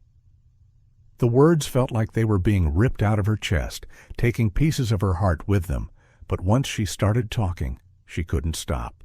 She told Knox about the watch and the cash and the electronics, about Caleb's comments and behavior, and the expensive sneakers that had appeared right after the murder. She said she could bring everything to the police station the next morning, that she had kept the watch and could show them where the other items were hidden. And then, on her voice breaking completely, she said the words that would haunt her for the rest of her life, but that she knew were the only truthful thing she could say. "I love my son, but I can't protect him from this. Daniel deserves justice, and if I stay quiet, I'm just as guilty as Caleb is. Detective Knox was at the station before sunrise on Saturday morning, double-checking every piece of paperwork and evidence protocol with the obsessive attention of someone who knows that a single mistake could derail months of careful work. Karen Rowe was scheduled to come in at 8 o'clock, and Knox had spent the hours since the phone call the previous night planning exactly how this interview would be conducted, how they would document Karen's statement, and most importantly, how they would use the information she provided to build an airtight case against Caleb that wouldn't fall apart under the scrutiny of defense attorneys and judges. When Karen arrived, she looked like she hadn't slept in days, her eyes red and swollen, her hands clutching a purse like it was the only thing keeping her anchored to reality. She had brought Daniel's watch wrapped carefully in a tissue, and she had written down detailed descriptions of where the other items were hidden in Caleb's room, her handwriting shaky but legible, the work of a woman forcing herself to be methodical when everything inside her was screaming to run away from this moment. The interview was recorded on video. With Karen sitting across from Knox and Collins in a room designed to be non-threatening but official enough that everyone understood the gravity of what was happening. Knox began by establishing Karen's relationship to Caleb and to the victim, making sure the record was clear about why her testimony would be particularly powerful and also particularly painful. Then, slowly and gently, she walked Karen through the timeline of her discoveries, asking her to describe exactly what she had found, where she had found it, and what had made her connect these items to Daniel's murder. Karen's voice trembled as she spoke, and she had to stop several times to compose herself, but she never wavered in her account. She described finding the watch and recognizing immediately that it was too expensive for Caleb to have purchased and too distinctive to have been found innocently. She described the cash and electronics hidden in places that suggested Caleb knew they were evidence of something he needed to conceal. The most devastating part of Karen's statement came when Knox asked her to recount any conversations she'd had with Caleb about Daniel's murder. Karen took a deep breath and then described, in a voice that was barely audible, Caleb's comment about the universe evening things out, his lack of concern for Daniel's family, his obsessive attention to the police investigation that suggested guilty knowledge rather than simple curiosity. She told them about finding him watching news coverage of the murder with an expression that was closer to satisfaction than horror, about the way he'd been sleeping with a knife under his pillow, as if he feared someone coming for him in the night. Each detail she shared felt like a betrayal of the most fundamental bond between parent and child, and Knox could see the physical toll it was taking, the way Karen's shoulders hunched further forward with each sentence as if the weight of truth was literally crushing her. When Knox gently asked Karen why she had decided to come forward despite what it would cost her personally, Karen was silent for a long time before answering. When she finally spoke, her words came out in a rush, as if she'd been rehearsing them in her mind for days and needed to say them all before her courage failed. She said that she had spent years making excuses for Caleb's behavior, convincing herself that his anger was just a phase, and that his mistakes were just the normal struggles of a teenager growing up in difficult circumstances. She said she had looked the other way too many times, had chosen to believe comfortable lies rather than face uncomfortable truths, and that her enabling had probably contributed to Caleb believing he could do anything without real consequences. But most importantly, she said that Daniel Mercer had been a good man who had never done anything but try to help people, and that his daughter deserved to know that someone cared enough about her father's life to seek justice, even when it came at the highest personal cost. By the time she finished speaking, there wasn't a dry eye in the interview room, including the usually stoic Detective Collins, who had to step out briefly to compose himself. Armed with Karen's statement and the physical evidence she had provided, Knox and Collins met with the Assistant District Attorney to discuss whether they had enough for a search warrant and eventual arrest. The ADA, a sharp young woman named Jessica Holloway, who had built her reputation on careful case preparation and aggressive courtroom tactics, reviewed everything methodically. The watch with Daniel's name inscribed on it was powerful evidence, especially since they could verify through Margaret Mercer that Daniel had worn that watch daily, and that it had been missing from his body when he was found. The cash, while not definitively connected to Daniel, matched the approximate amount that had been stolen from his home. The electronics would need to be compared against Daniel's purchase records and serial numbers, but if they matched, they would be devastating proof of Caleb's guilt. Combined with the forensic evidence from the crime scene, particularly that bloody footprint, and the circumstantial evidence of Caleb's proximity and his conflict with Daniel, they had enough for a warrant. The execution of the search warrant was scheduled for early Monday morning, deliberately timed to catch Caleb at home before he could be warned or have time to hide or destroy evidence. Knox assembled a team that included uniformed officers for security, forensic technicians to document and collect evidence, and Collins to help her manage what was going to be an emotionally volatile situation regardless of how professionally they conducted themselves. Karen had been told when the warrant would be executed, and she had made the agonizing decision to be present, believing that her son needed to understand that this was happening because of choices he had made, not because of persecution or bad luck, or any of the external factors he had always blamed for his problems. She had barely spoken to Caleb over the weekend, avoiding him as much as possible in their small house, terrified that he would somehow sense what she had done and confront her before the police arrived to make everything official and irreversible. At 6:15 on Monday morning, a line of police vehicles pulled up in front of the row house while most of Maple Grove was still asleep. Knox knocked firmly on the door, warrant in hand, yet while uniformed officers positioned themselves at the back of the house to prevent anyone from fleeing or destroying evidence. Karen answered the door with her face already streaked with tears, stepping aside to let the officers enter while she whispered, "He's upstairs in his room?" Caleb was still in bed when Knox and two officers pushed open his bedroom door, and the look of confusion on his face when he woke to see police standing over him would have been comical under different circumstances. Knox identified herself, informed him that they had a warrant to search the premises, and advised him to stay seated on the bed while they conducted their search.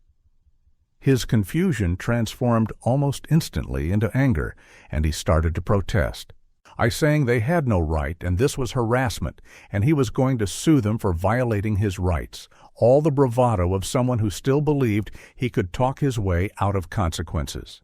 The search of Caleb's room was methodical and thorough, with every discovery photographed and documented before being collected as evidence. The forensic technicians found the loose floorboard almost immediately, thanks to Karen's detailed description of its location, and pulled out the shoebox containing electronics that would later be confirmed as Daniel's stolen property. They seized the sneakers from Caleb's closet, including a pair of Nike Air Max size 10.5 that showed distinctive wear on the right heel, an almost perfect visual match for the pattern captured in the bloody footprint at the crime scene. They collected Caleb's laptop and phone for analysis of his online activity and communications. They even found the knife from Daniel's kitchen, which Caleb had been unable to bring himself to dispose of, hidden in a backpack in his closet, with trace amounts of blood still detectable in the handle rivets, despite his attempt to clean it. As the evidence accumulated, Caleb's demeanor shifted from anger to panic, and he began demanding to talk to his mother with a desperation that suggested he finally understood how serious this situation had become. Karen stood in the hallway outside his room, her arms wrapped around herself as if she was physically holding herself together. And when Caleb was finally allowed to see her, the look he gave her was one of complete betrayal and hatred. He said, his voice shaking with rage, "You did this. You told them." It wasn't a question. Karen nodded, tears streaming down her face, and said quietly, "Yes, because it was the right thing to do." Caleb's response was to shout words that would later haunt Karen in her quietest moments, accusations that she had never loved him, that she had chosen a dead neighbor over her own son, that he would never forgive her for what she had done. Knox stepped between them before the confrontation could escalate further, gently moving Karen downstairs, while uniformed officers stayed with Caleb to prevent any attempt to destroy additional evidence or harm himself. The moment that sealed Caleb's fate came when forensic technicians compared his seized sneakers to the bloody footprint captured at the crime scene. Using high-resolution imaging and specialized software, they overlaid the sole pattern and identified no fewer than 12 unique points of correspondence, including specific wear patterns, small cuts in the rubber, and manufacturing irregularities that made these shoes as distinctive as a fingerprint. The match was so strong that the forensic expert who conducted the analysis later testified she had never seen a clearer example of footprint evidence in her entire career. Combined with DNA analysis that would later confirm Caleb's genetic material on the knife handle and the stolen property found in his possession, and his mother's testimony about his behavior and statements, the case against him was as close to airtight as criminal cases ever become.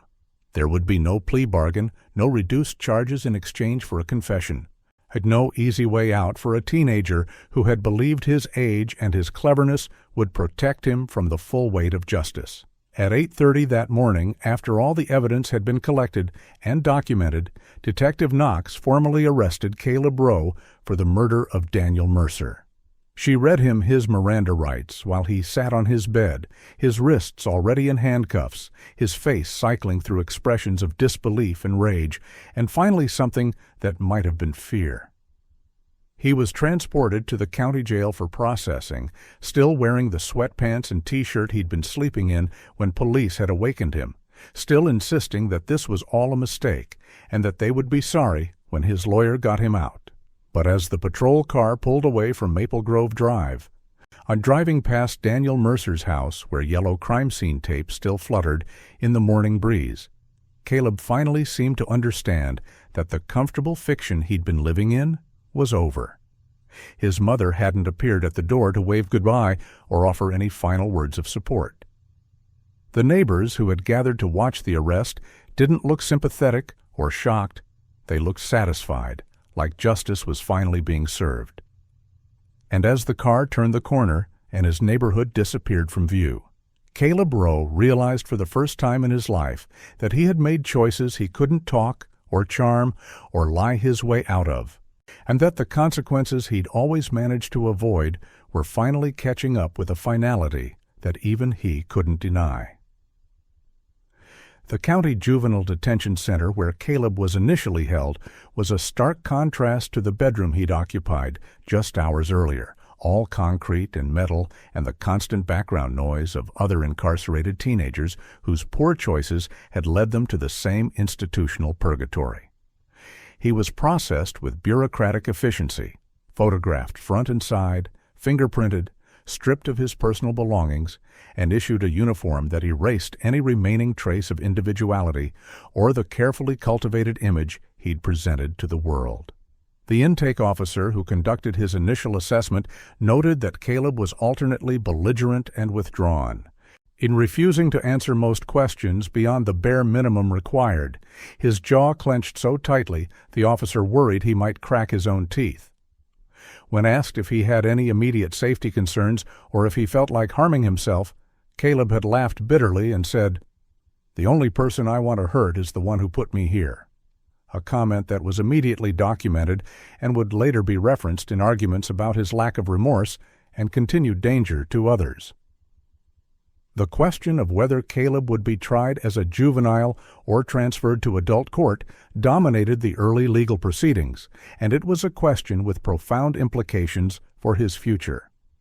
If he remained in the juvenile system, his maximum sentence would expire when he turned 21, meaning he could potentially be released after serving just 4 years, regardless of the severity of his crime.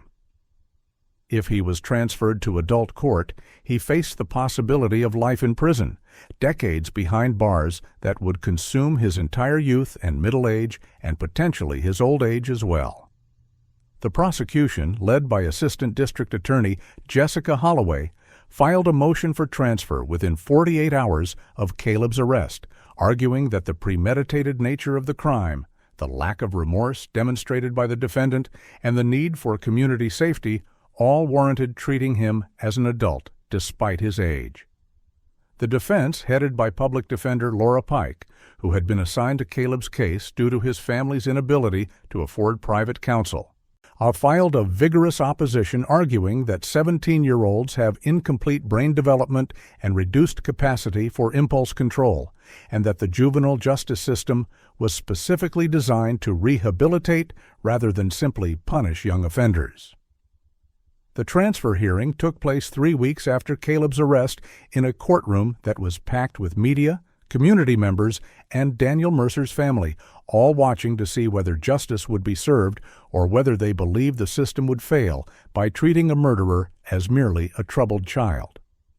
Judge Ellen Vasquez, who would eventually preside over the full trial, listened to hours of testimony from psychologists, social workers, and forensic experts who debated Caleb's maturity level, his capacity for rehabilitation, and the likelihood that he would reoffend if released at 21. The prosecution presented evidence of the planning that had gone into the crime, the fact that Caleb had returned to the scene days later to test the back door lock, his online searches for "How long does DNA evidence last?" and "Do juveniles go to real prison?" and his complete lack of remorse in conversations with his mother and statements to police.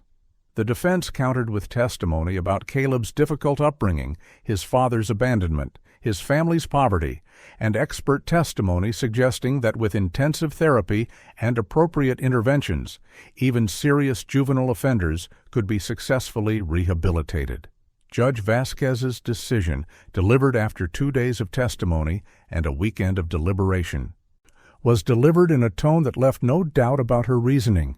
She acknowledged that 17-year-olds were different from adults in important neurological and developmental ways, and that the justice system had an obligation to consider those differences when determining appropriate punishment.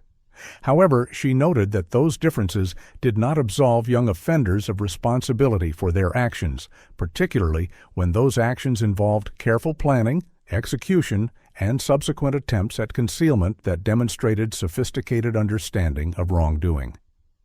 She cited Caleb's statements showing lack of remorse, his attempts to frame the crime as a random burglary, and the particularly vulnerable position of the victim, who had been killed in his own home by someone he had tried to help.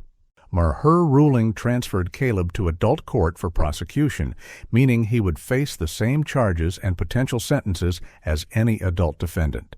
A decision that caused Caleb to slump in his chair as if he'd been physically struck, while Margaret and Lily Mercer quietly wept with relief in the back of the courtroom. The formal arraignment in adult court took place on a gray morning in late November, with early winter already settling over the community, and Christmas decorations beginning to appear in windows along streets that still felt haunted by what had happened on Maple Grove Drive.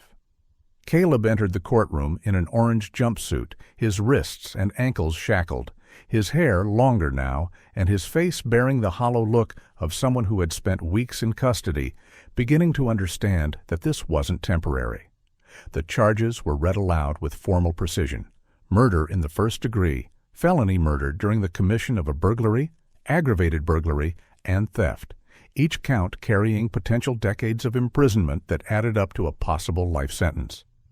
When Judge Vasquez asked how he pled, Caleb's attorney answered not guilty on his behalf, though Caleb himself remained silent, his eyes fixed on some point in the middle distance as if he could will himself into a different reality where none of this was happening. The courtroom that day contained a stark visual representation of the two families destroyed by Caleb's choices.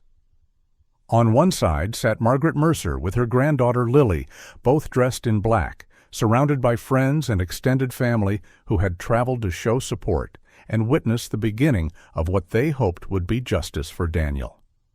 Margaret's face was aged by grief, the months since her son's death having carved new lines around her eyes and mouth, while Lily looked smaller and younger than her 12 years. Clutching a photograph of her father that she carried everywhere, as if physical proof of his existence was necessary to believe he had ever been real. On the opposite side of the courtroom, separated by an aisle that might as well have been an ocean, sat Karen Rowe completely alone. Other family members had distanced themselves, horrified by Caleb's crime and uncomfortable with Karen's decision to cooperate with police. The few friends she'd had in the neighborhood had withdrawn, unsure how to maintain relationships with someone whose son had murdered their neighbor and whose testimony would be crucial in convicting him. The prosecution's case was presented to the grand jury in a closed session that lasted less than a full day, of the evidence so overwhelming that deliberations took only 90 minutes before they returned a true bill on all counts. Holloway had methodically walked them through the timeline, from Caleb's growing resentment of Daniel through the planning of the burglary to the murder itself and the attempted cover-up. She presented the physical evidence, the stolen items found in Caleb's possession, the bloody footprint matched to his sneakers with 12 points of correspondence, the DNA evidence from the knife that matched both victim and perpetrator. She played video of Karen's interview, 27 minutes of a mother describing her son's guilty behavior and lack of remorse that left several grand jurors visibly emotional. And she presented Caleb's own statements, the social media posts boasting about being smarter than police, are the comments to friends that they can't prove anything, the Google searches about juvenile sentencing that demonstrated consciousness of guilt. By the time she finished, the grand jury had no doubt that Caleb Rowe had murdered Daniel Mercer and should face trial for that murder. The months leading up to trial were consumed with pretrial motions and discovery battles, the defense trying to exclude evidence they claimed was obtained improperly, and the prosecution fighting to ensure that every piece of their carefully constructed case would be admissible at trial. Laura Pike filed a motion to suppress the evidence seized from Caleb's room, arguing that the search warrant had been based primarily on the statement of a mother who was emotionally distraught and potentially unreliable. Judge Vasquez denied the motion, finding that Karen Rowe's statement had been detailed and specific, corroborated by other evidence, and that she had no apparent motive to lie about her son's involvement in a way that could only hurt her personally. Pike filed another motion to exclude Caleb's social media posts, arguing they were taken out of context and represented normal teenage bravado rather than evidence of criminal guilt. Again, Judge Vasquez disagreed, ruling that statements made voluntarily and publicly were fair game for the jury to consider as evidence of the defendant's state of mind and consciousness of guilt. The defense also sought to introduce extensive evidence about Caleb's troubled background, his father's abandonment, his family's poverty, his diagnosed attention deficit disorder that had gone largely untreated due to lack of insurance. All factors that Pike argued should be considered by the jury as mitigation even if they didn't excuse his actions. Holloway fought to limit this evidence, arguing that while such factors might be relevant in sentencing, they had no bearing on whether Caleb had actually committed the crime, which was the only question the jury needed to answer in the guilt phase of trial. The judge ultimately ruled that some background evidence would be admissible to provide context, but that the defense couldn't present it in a way that suggested poverty or difficult circumstances justified murder. Each of these legal battles was fought with intensity and skill on both sides, both attorneys understanding that the outcome might well be determined as much by what evidence the jury heard as by the strength of that evidence itself. As the trial date approached, public interest in the case reached fever pitch, with local news running regular updates and national media beginning to take notice of the story that had every element of compelling true crime narrative. A beloved victim, a teenage killer, a mother's impossible choice, and a community torn apart by violence that had seemed unimaginable in their quiet suburban enclave. Editorials debated whether trying 17-year-olds as adults was just or cruel, whether Caleb deserved mercy because of his age or full punishment because of his actions, whether Karen Rowe was a hero for turning in her son or a monster for betraying him. The Mercer family gave a few carefully controlled interviews in which Margaret spoke about Daniel's kindness and Lily's ongoing trauma. Never mentioning Caleb by name, but making clear that they believed justice required nothing less than the maximum possible sentence. Karen Rowe spoke to no one, avoiding media entirely. Her only public statement, a brief letter published in the local paper in which she apologized to the Mercer family, and asked only that people remember her son was still a human being, worthy of some basic dignity, even as he faced consequences for actions that had been indefensible. The weekend before trial was set to begin, Caleb was offered a final plea deal that would allow him to avoid the lottery of a jury trial in exchange for certainty about his future. Holloway, acting on instructions from her supervisor, who was concerned about the emotional toll a trial would take on Lily Mercer, offered to reduce the first-degree murder charge to second-degree murder with a recommendation of 30 years to life, meaning Caleb would be eligible for parole when he was 47, but would serve a minimum of 3 decades behind bars. It was hardly a generous offer, but it guaranteed that Caleb would have some possibility of freedom at an age where he could still potentially build some kind of life. Pike presented the offer to Caleb during a tense jail conference where she walked him through the realities of what a trial could mean, the possibility that he could be convicted of first-degree murder and sentenced to life without parole, the gamble of putting his fate in the hands of 12 strangers who had already been saturated with media coverage, painting him as a monster. Caleb listened to her pitch, and then, she, with the same arrogance that had characterized his behavior throughout, rejected the plea deal. He told Pike that he wanted to go to trial, that he believed he could convince a jury he'd acted in self-defense, or at least create enough doubt that they wouldn't convict him on the most serious charges, that his youth would be his shield, and juries always went easy on kids. Pike tried to explain that this confidence was dangerous and unfounded, that the evidence against him was overwhelming, but Caleb had made his decision, sealing his fate in ways he still couldn't fully comprehend. The trial of Caleb Rowe began on a Monday morning in early February, nearly 4 months after Daniel Mercer's murder, in a courtroom that had been retrofitted with additional seating to accommodate the media and public interest that had transformed this local tragedy into a regional sensation. Judge Vasquez entered with her customary stern dignity, and the room fell silent with a respect born from understanding that they were about to witness something profound and terrible, the machinery of justice, grinding through a case that would determine whether a teenage boy would spend most or all of his remaining life behind bars.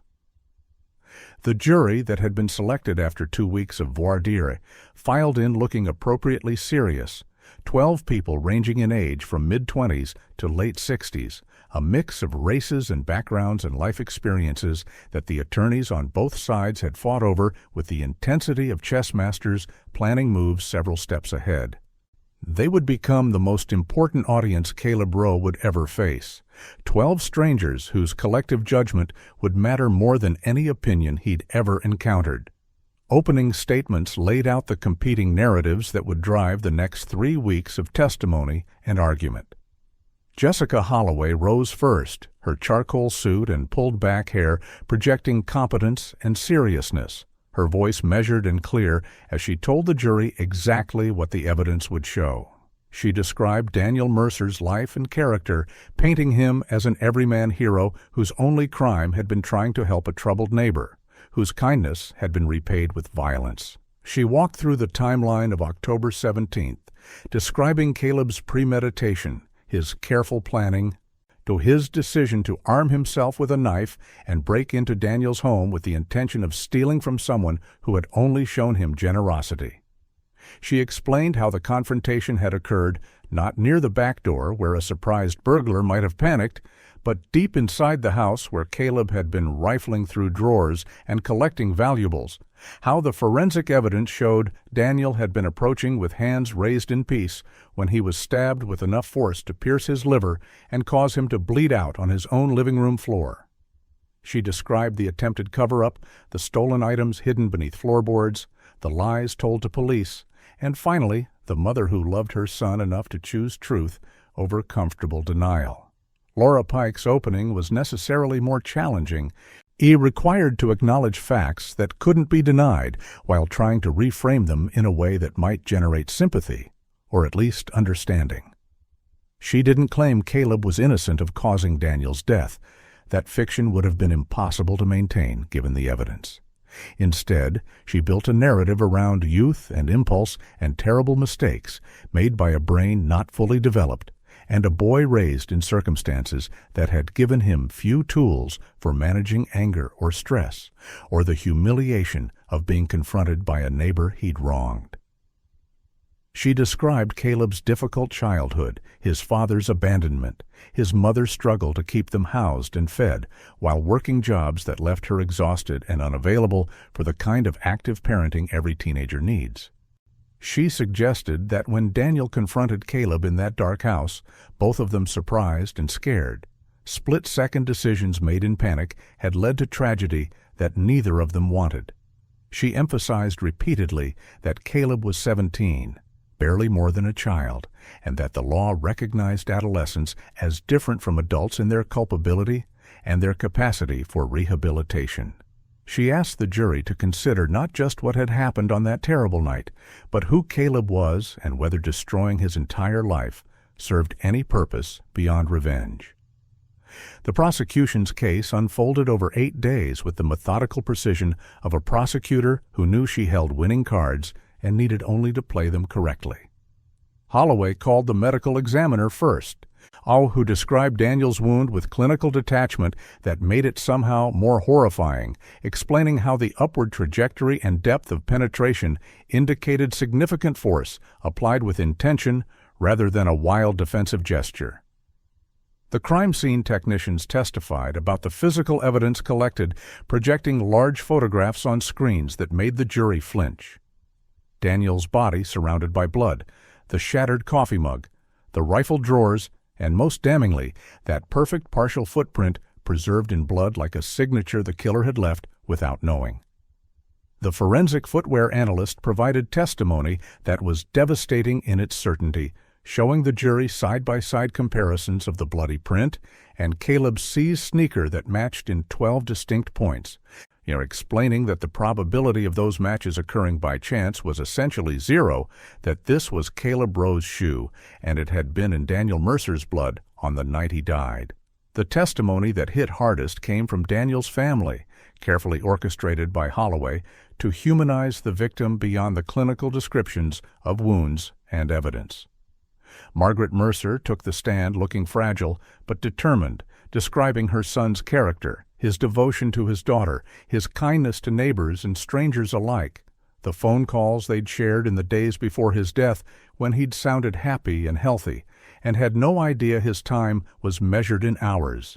She described identifying his body at the morgue, a task no parent should ever have to perform, and the way Lily had screamed when told her father wasn't coming home. Lily herself was spared testifying, Judge Vasquez ruling that her age and trauma made her appearance unnecessary given the other evidence available. But Holloway played a video interview where Lily described her last FaceTime call with her father and the promises he'd made about Saturday pancakes, and her recital, promises that would never be kept because of the defendant sitting 20 feet away. Several jurors wiped their eyes during this testimony, and even Pike had the sense not to cross-examine aggressively, limiting her questions to brief acknowledgments of the family's loss. The most dramatic testimony, the moment that transformed the trial from compelling to unforgettable, came when Karen Rowe took the stand to testify against her son.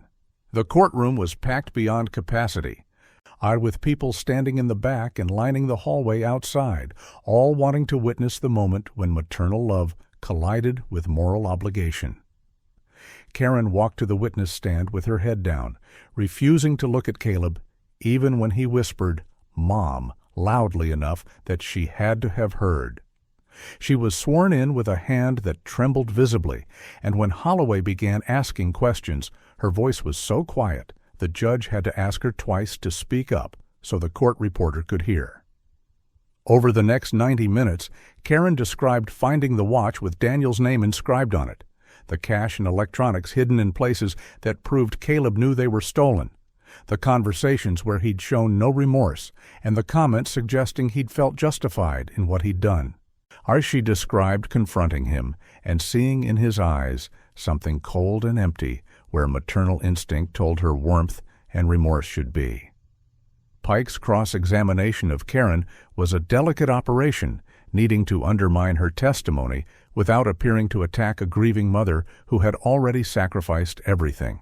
She suggested that Karen had been under enormous stress, that her perceptions might have been colored by that stress, that teenagers often said callous things they didn't mean when trying to appear tough or hide vulnerability. She asked whether Caleb had ever explicitly confessed to the murder, knowing the answer was no, trying to plant the seed that maybe Karen had misinterpreted circumstantial evidence through the lens of a mother's worst fears. But Karen held firm, her voice growing stronger as the cross-examination continued, insisting that she knew her son and knew the difference between teenage bravado and guilty knowledge, that she'd spent weeks hoping she was wrong before accepting that protecting him would mean letting Daniel's killer go free. By the time she stepped down, emotionally exhausted but resolute, even Pike seemed to understand that her testimony had likely decided the case, that a mother's betrayal of her son in the name of justice was more powerful than any forensic evidence could ever be. The defense case lasted only 3 days and was hampered by the fundamental problem that Caleb couldn't take the stand without opening himself to devastating cross-examination.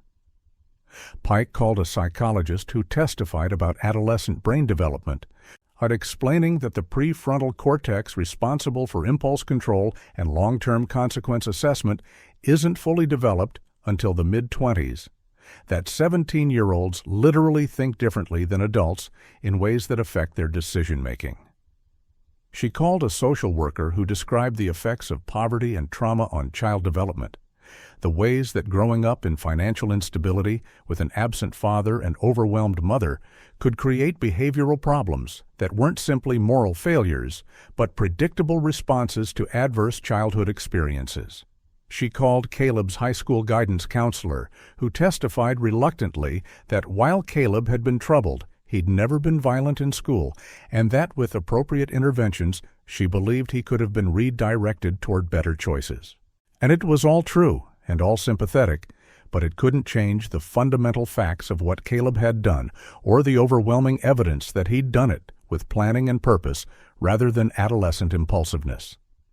Against his attorney's strong advice, Caleb insisted on testifying, convinced that his youth and ability to present himself sympathetically would win over at least some jurors and create reasonable doubt.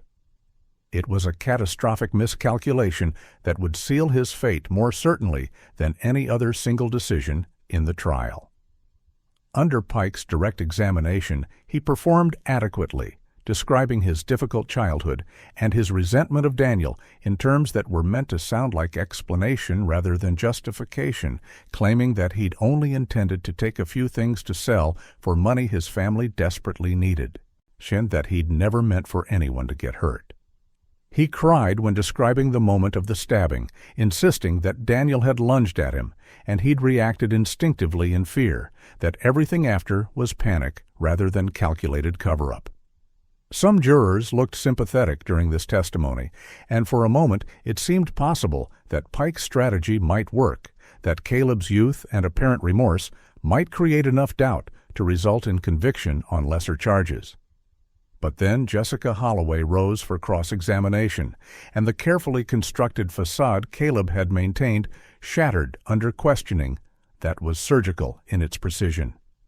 She walked him through his planning, getting him to admit he'd tested Daniel's back door days before the murder, that he'd armed himself with a knife, that he'd waited until his mother was at work and the street was quiet.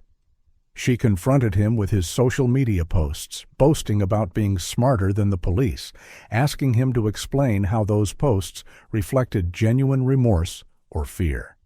She asked why, if he'd acted in self-defense, he'd taken the time to steal Daniel's property, hide it carefully, and continue wearing the victim's watch weeks after the murder. With each question, Caleb's composure cracked a little further, his voice rising defensively, his answers becoming less coherent. And then Holloway asked the question that destroyed him completely. "Mr. Rowe, if Daniel Mercer was such a threat to you, why didn't you just run out the back door instead of stabbing him?" Caleb's response, delivered with a flash of the arrogance that had characterized him throughout. "It was because he had no right to make me feel like that. Like I was nothing." The courtroom went silent, everyone understanding that Caleb had just confessed that his motive wasn't fear, but wounded pride, that he'd killed a man for making him feel small, and that no amount of youth or difficult circumstances could justify that choice. The closing arguments stretched across an entire day, both attorneys understanding that this was their final opportunity to shape the narrative before 12 strangers disappeared into a room to determine whether a 17-year-old would spend the rest of his life in prison. Jessica Holloway stood before the jury with the confidence of someone who had spent weeks building an edifice of evidence that she believed was unshakable, but who also understood that juries were unpredictable, and that sympathy for a young defendant could override even the most damning facts. She began by reminding them of the question they were actually being asked to answer, not whether Caleb Rowe had a difficult childhood or whether 17-year-olds make poor decisions, but whether he had murdered Daniel Mercer with premeditation and malice. She walked them through the timeline one final time, emphasizing each point of planning and intent.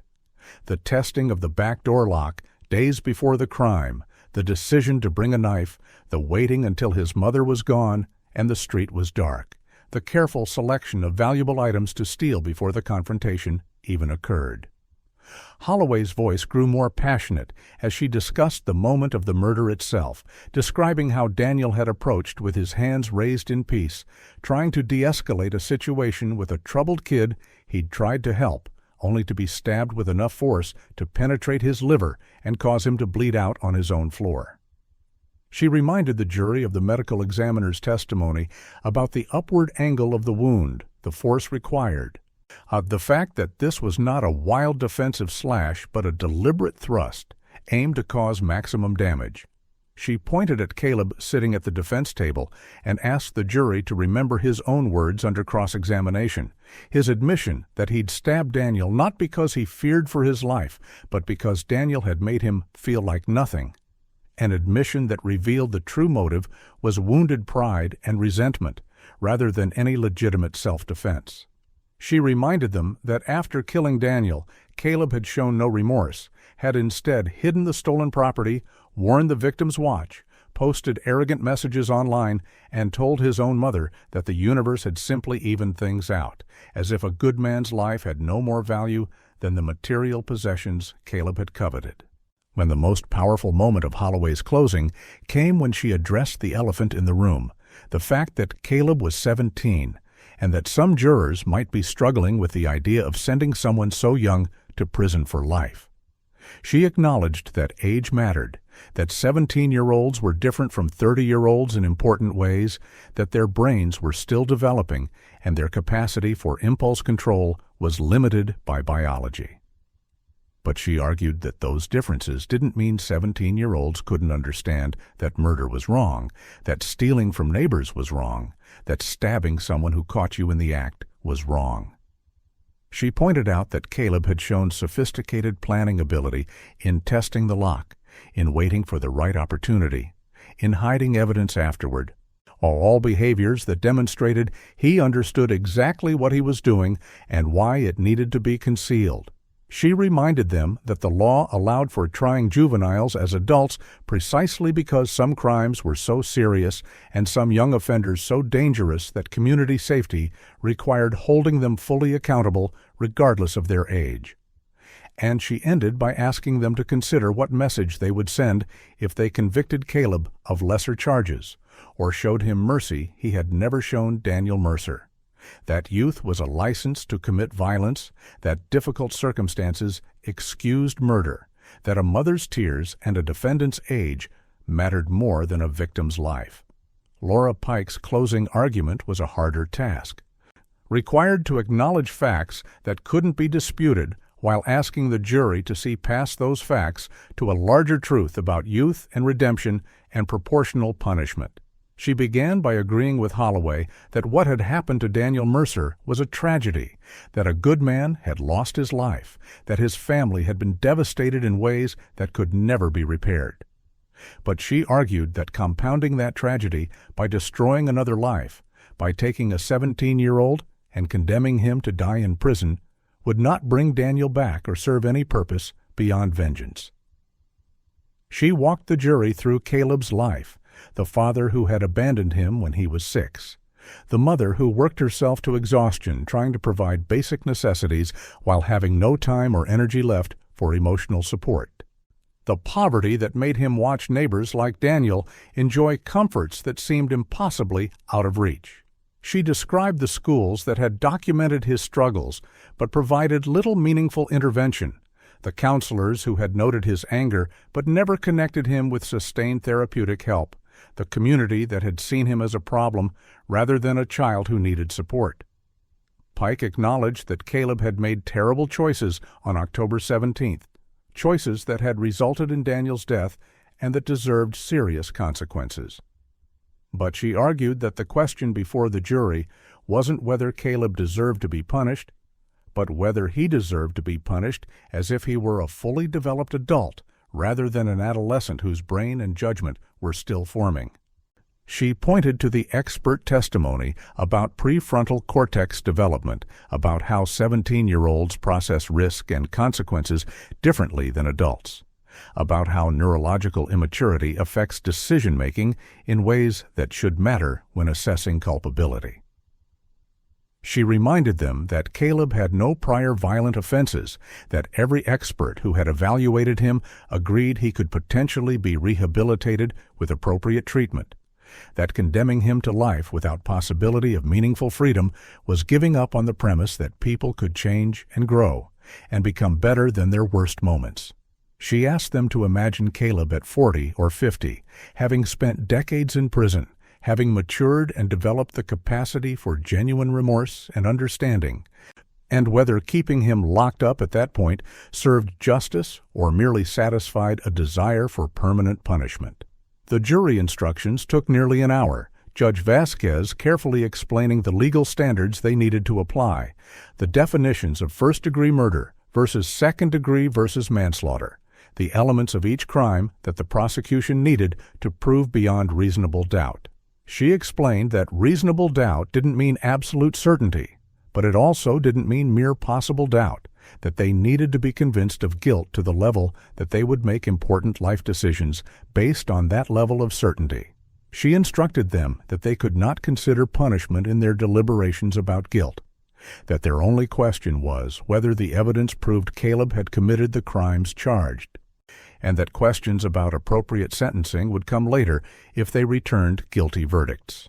She told them to elect a foreperson, to deliberate carefully and respectfully, to consider all the evidence rather than making snap judgments, and to take as much time as they needed to reach a unanimous verdict on each count.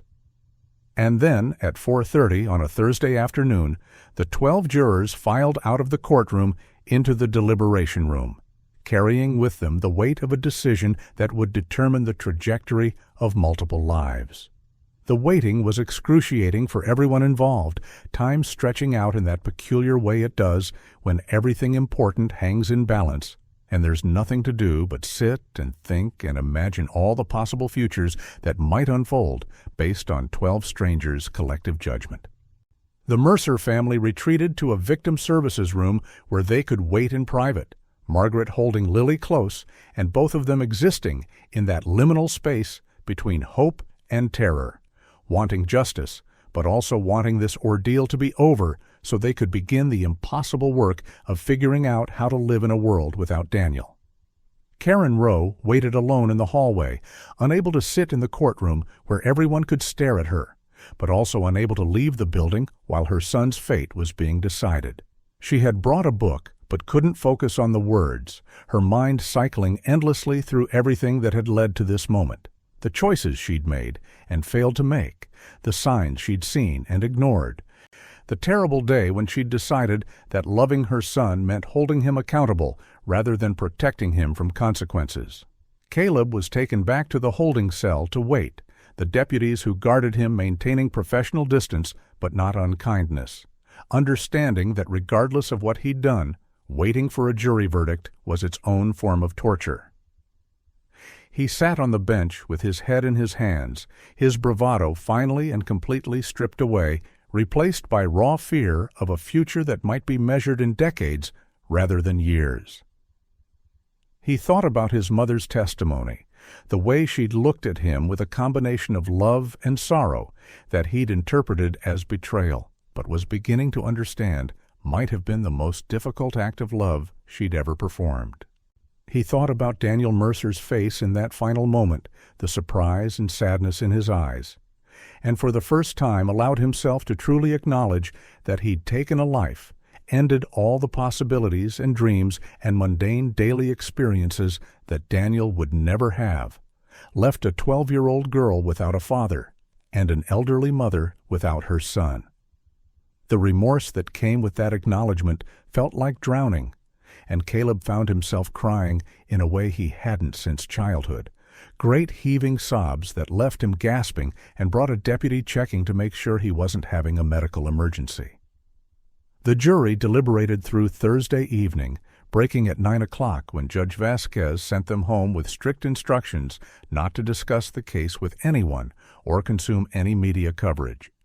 They resumed Friday morning at 9, and the attorneys and families reassembled with the exhausted anxiety of people who had barely slept, checking their phones obsessively for any message that a verdict had been reached. At 11:30, word came that the jury had a question, and everyone rushed back to the courtroom only to hear them ask for clarification about the legal definition of premeditation and whether it required days of planning or could be formed in moments. Judge Vasquez provided the legal instruction that premeditation could be formed very quickly, that it required only enough time for conscious thought and decision-making, which could be seconds rather than hours or days. The jury returned to deliberations, and the waiting continued, each hour feeling longer than the last as speculation mounted about whether the question meant they were leaning toward conviction or whether some jurors were holding out for lesser charges. At 3:45 on Friday afternoon, the court clerk received the note that everyone had been waiting for. The jury had reached a verdict.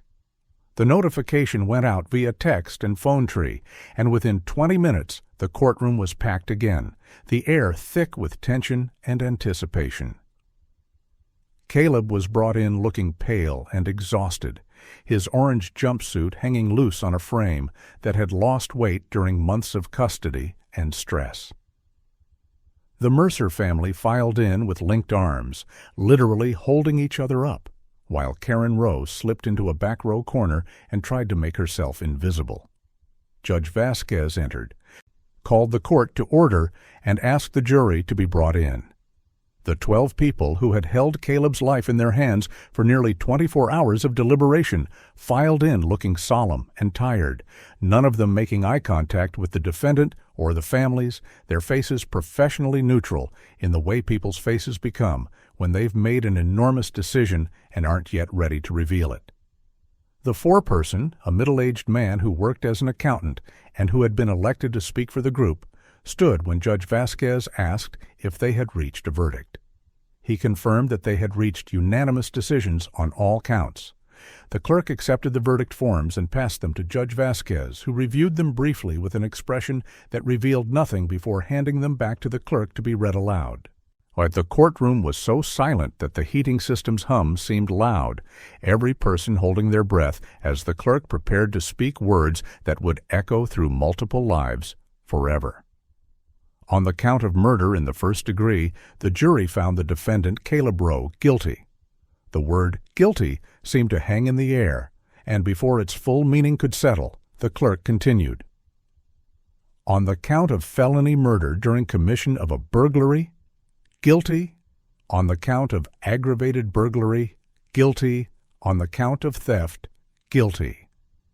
4 guilties in a row, a complete sweep by the prosecution, no compromise verdict or mercy shown by jurors who had apparently been convinced that Caleb deserved to be held fully accountable for his choices despite his age. The reactions in the courtroom were immediate and visceral. Different sections responding to the verdict as if it were a physical blow that struck each person differently.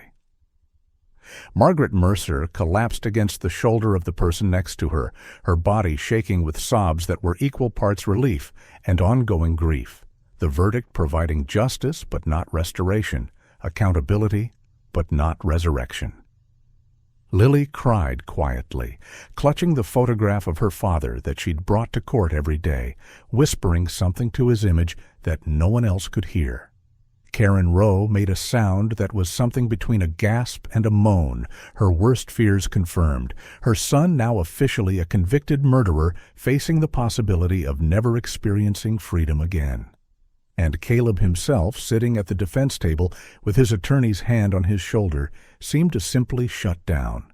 His face going blank and his body going rigid, as if his system was protecting him from a reality too overwhelming to process, by simply refusing to process anything at all. Judge Vasquez thanked the jury for their service and dismissed them after confirming that both sides waived polling, which meant no one would have to publicly state their individual verdict in a process that could be emotionally devastating for jurors who were already dealing with the weight of what they'd decided. She set a sentencing hearing for 6 weeks out, giving the probation department time to prepare a pre-sentence investigation report and both sides time to prepare arguments about appropriate punishment. She reminded everyone that while the guilt phase was complete, the question of sentencing was a separate proceeding where additional evidence could be presented, and that she would consider all relevant factors before determining how many years or decades Caleb Rowe would spend behind bars. And then she adjourned court, and deputies immediately moved to escort Caleb back to custody, his brief moment of facing the free world as a convicted murderer already over before it had fully begun. As the courtroom emptied, the two families who had been bound together by violence and tragedy had their final indirect interaction, passing each other in the hallway outside the courtroom in a moment that felt both inevitable and impossible.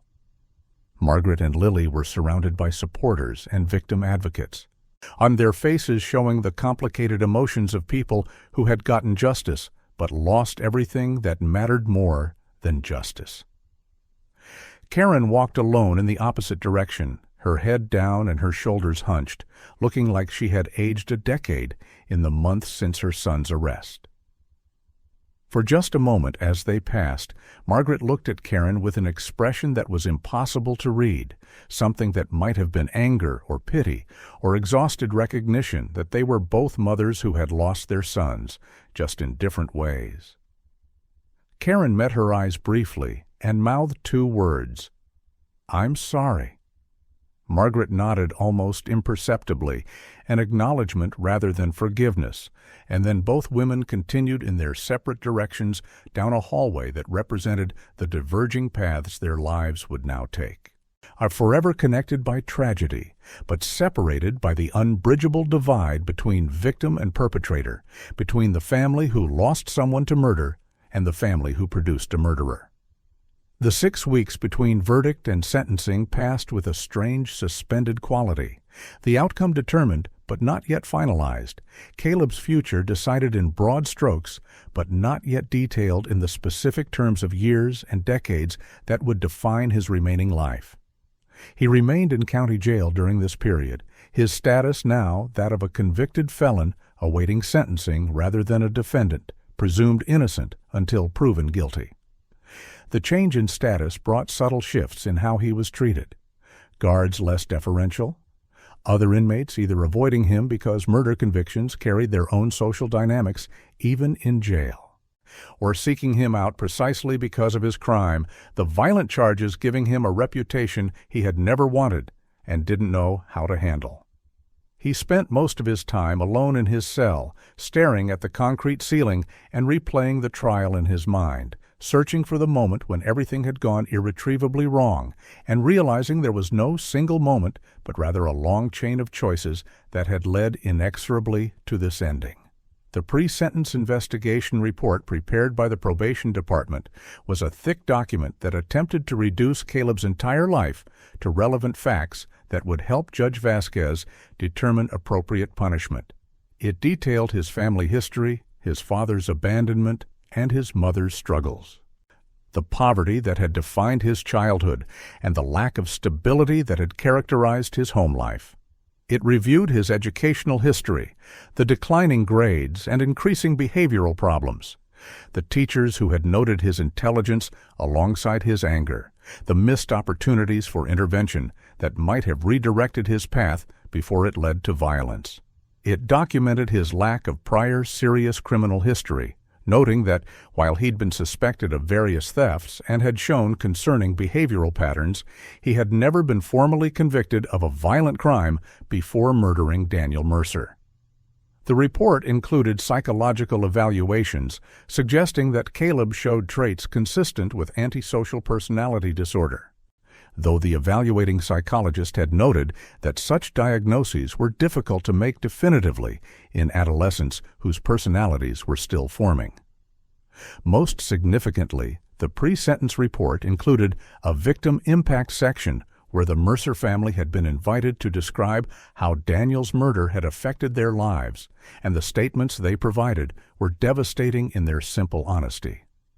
Margaret wrote about the empty chair at every holiday table, the grandparent events at Lily's school where she attended alone, while other children had both grandparents present, the way she still sometimes reached for her phone to call Daniel before remembering he would never answer. She described the financial strain of suddenly being responsible for Lily's care on a fixed income, and more painfully, and the emotional strain of trying to help a traumatized preteen process grief while dealing with her own overwhelming loss.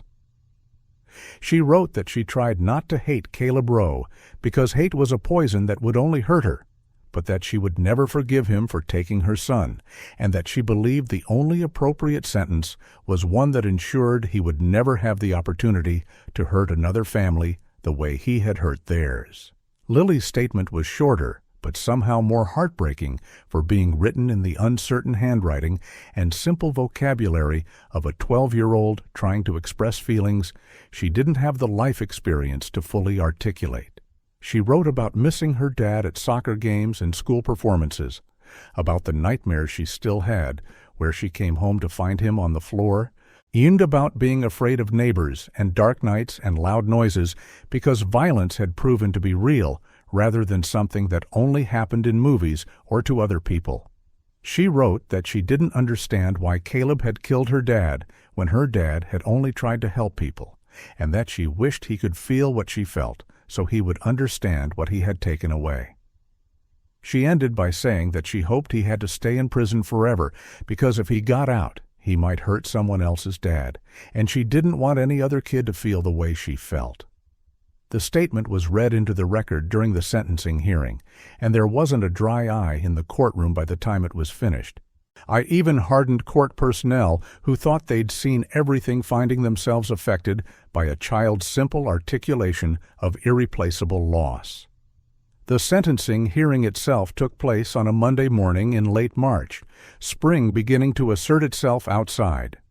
While inside the courthouse, everyone gathered for the final act of a tragedy that had consumed nearly 6 months.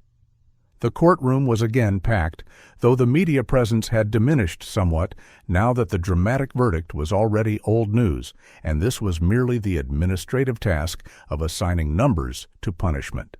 Caleb entered looking thinner and older than his 17 years, his face bearing the hollowed-out expression of someone who had been stripped of all illusions and was facing reality without any of the defensive armor that had protected him before.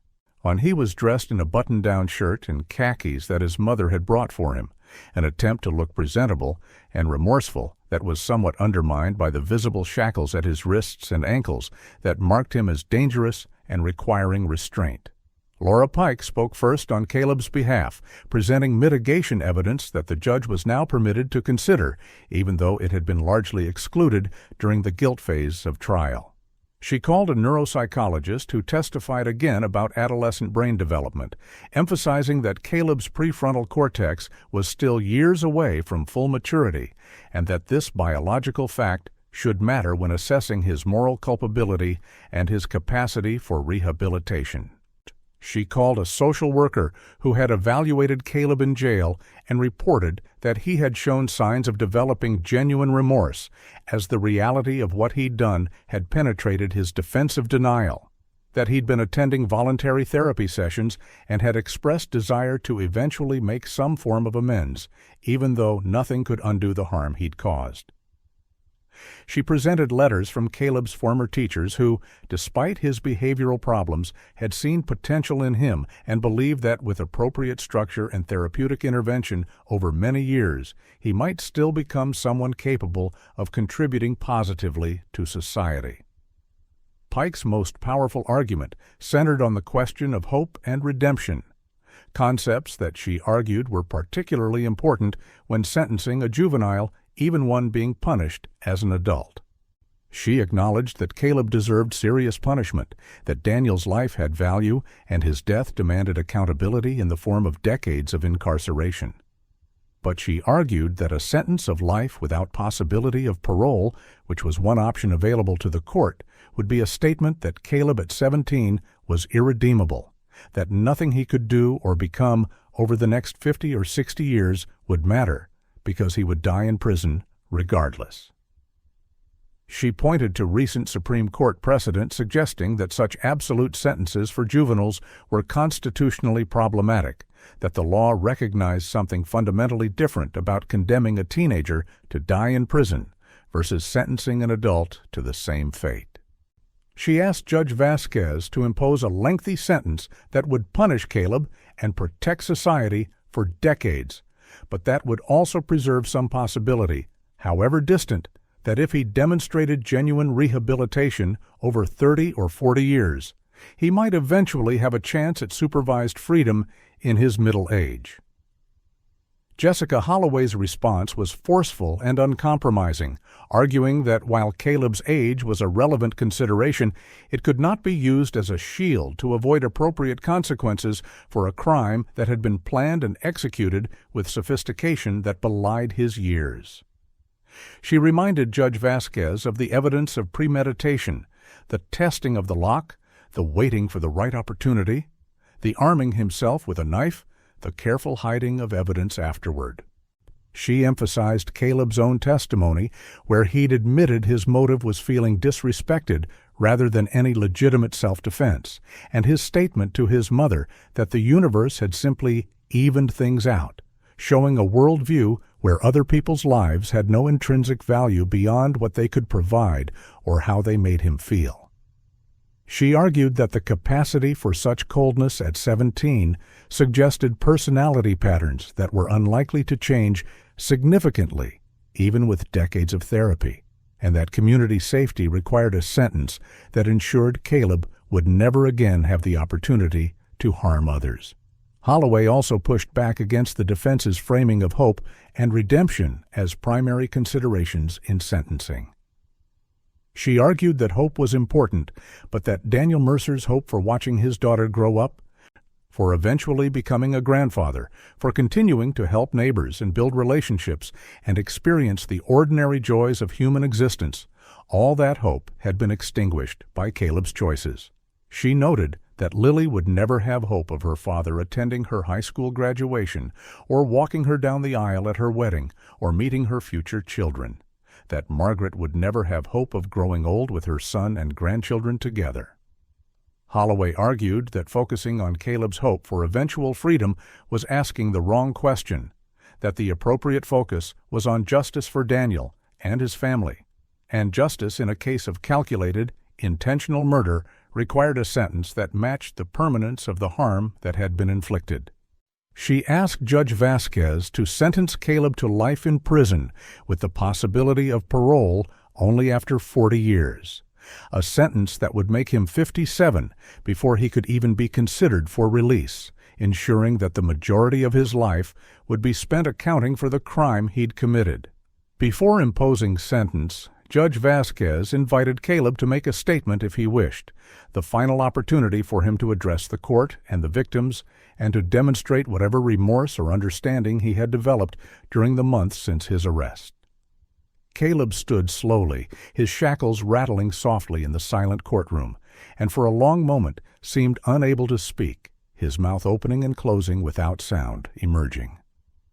When he finally found his voice, it was quiet and unsteady, just stripped of the bravado that had characterized his earlier appearances. He turned to face the Mercer family, making eye contact with them for the first time throughout the entire proceedings, and said simply that he was sorry, that he thought about what he'd done every day and would for the rest of his life, that he knew his apology meant nothing and couldn't change anything, but he needed to say it anyway because it was the only true thing he had to offer. He said he'd destroyed their family and his own future, and that he wished he could go back and make different choices.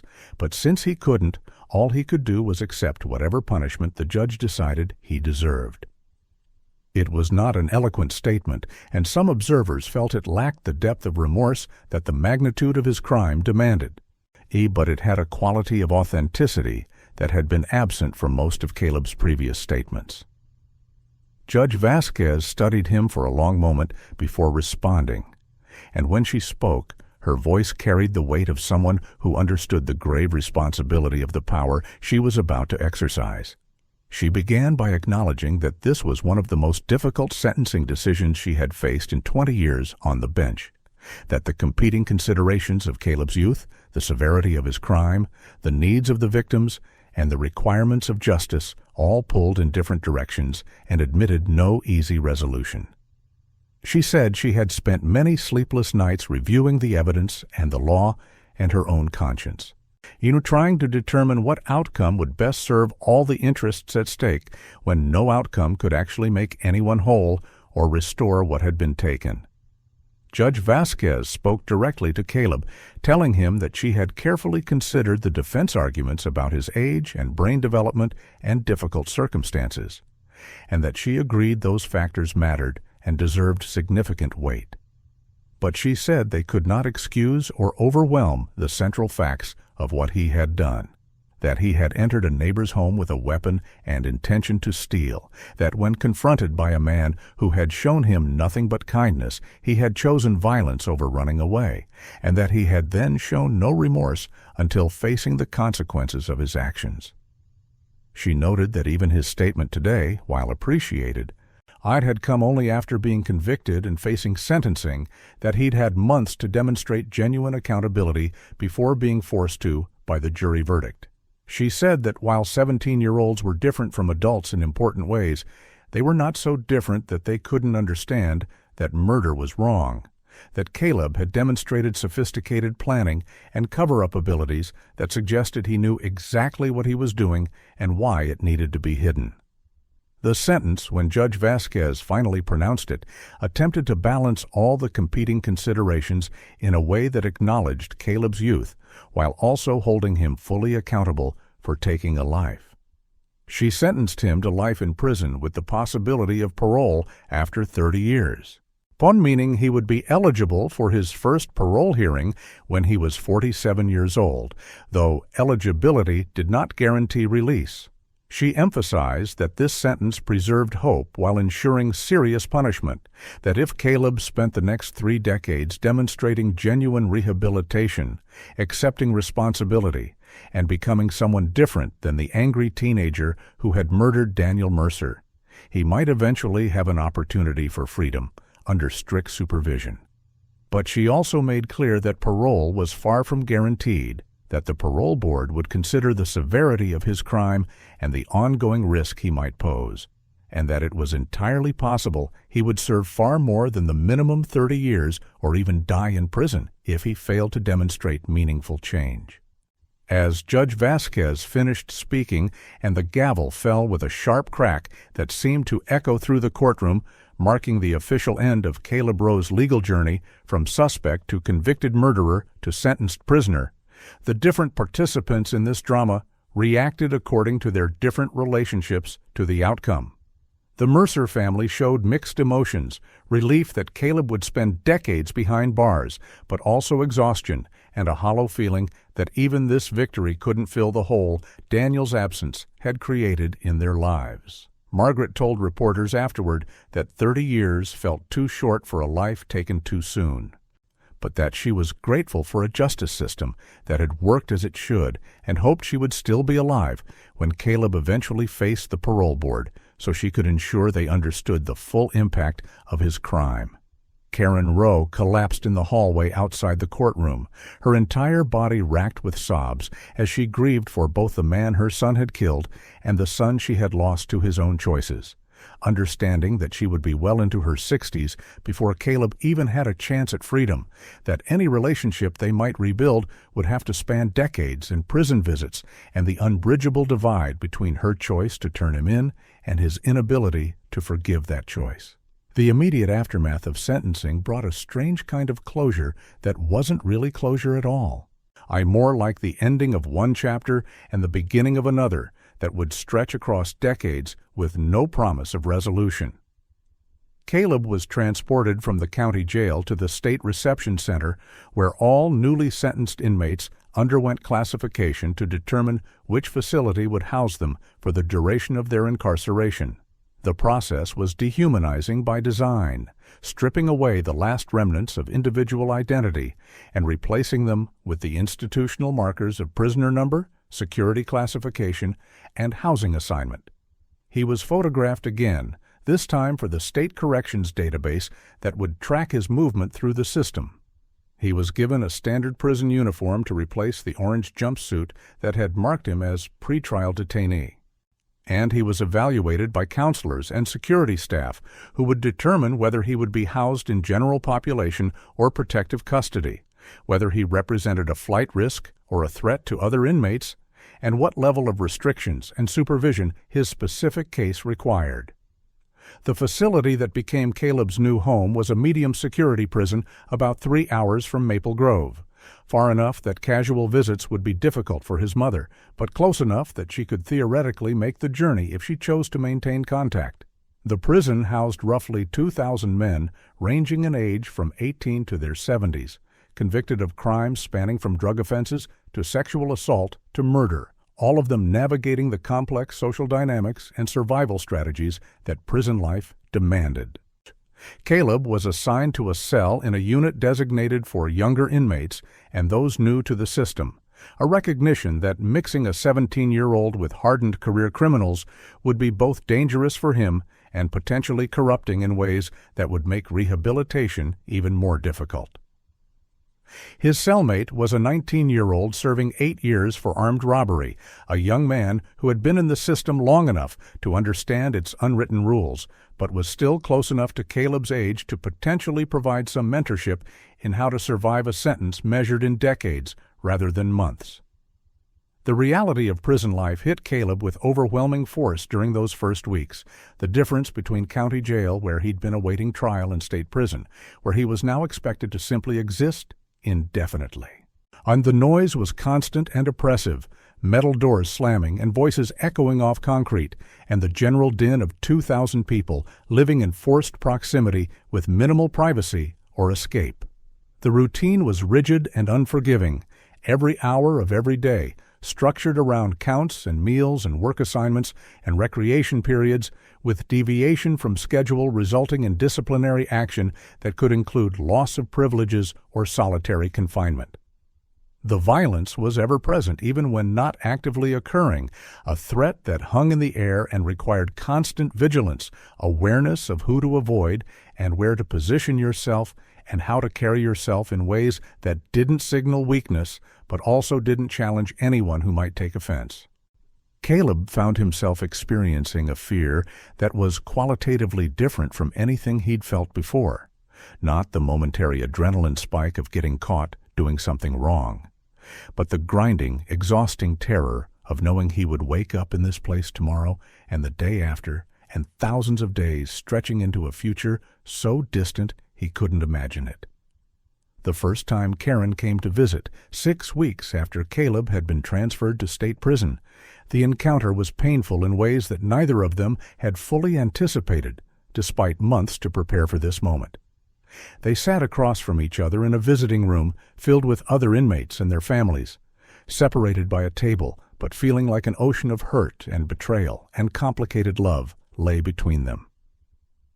Karen had aged visibly in the months since the arrest, her hair showing more gray, and her face carrying new lines that made her look a decade older than her actual 42 years.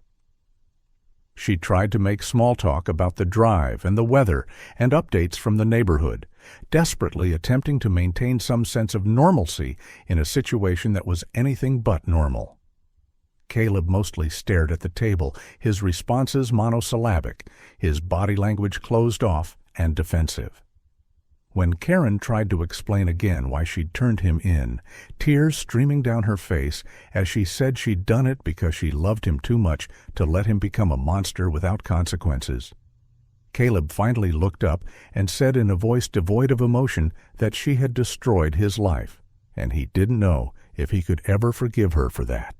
The conversation that followed was brutally honest in ways their relationship had never been before, the crisis finally forcing them to say things that had gone unspoken for years.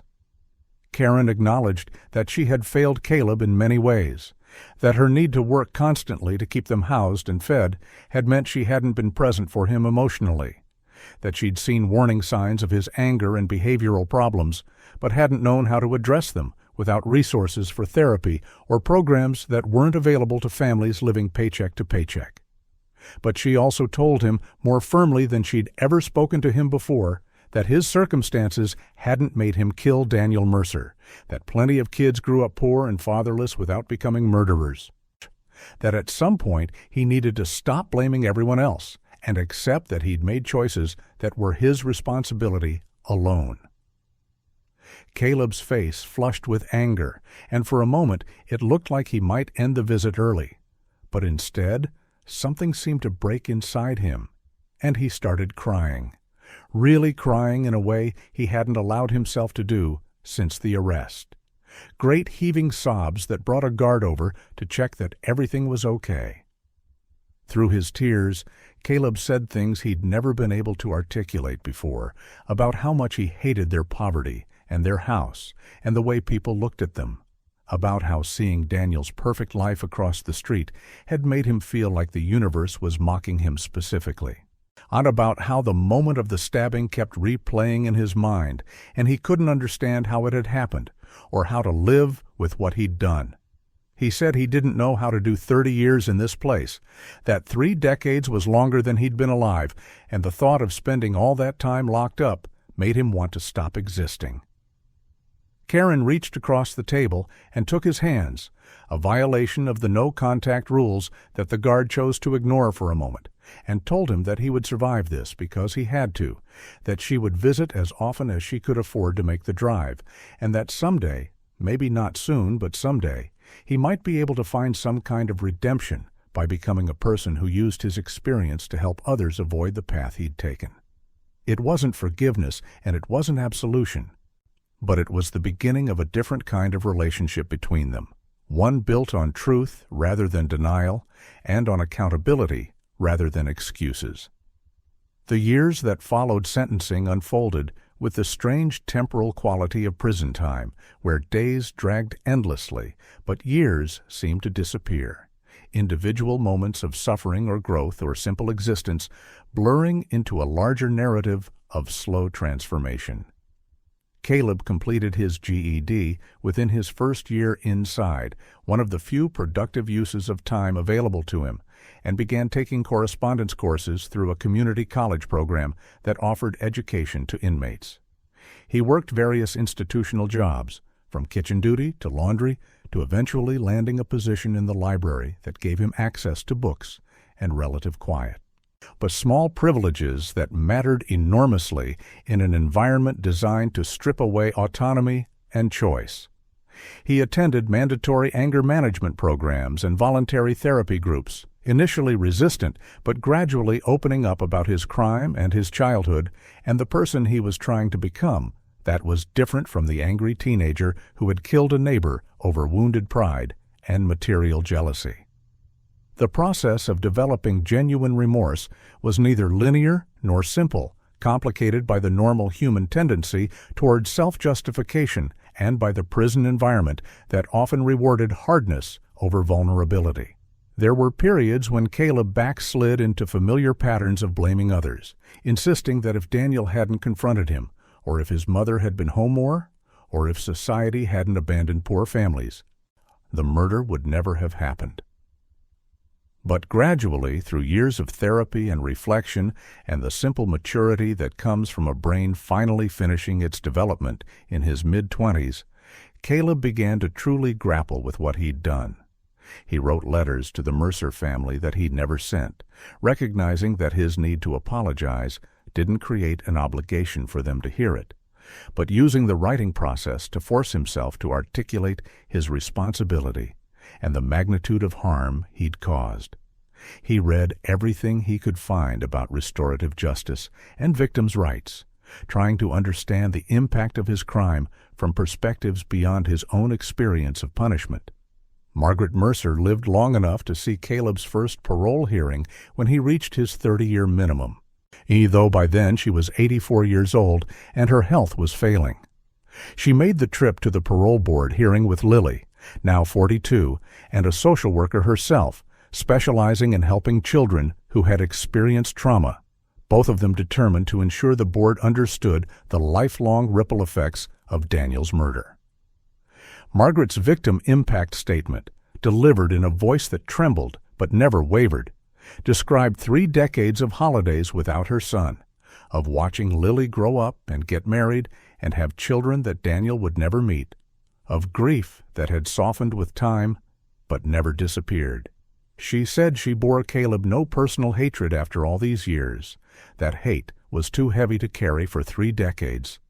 But that she believed 30 years was insufficient punishment for taking a life and that parole should be denied to ensure he served significantly more time before being considered safe to release back into society.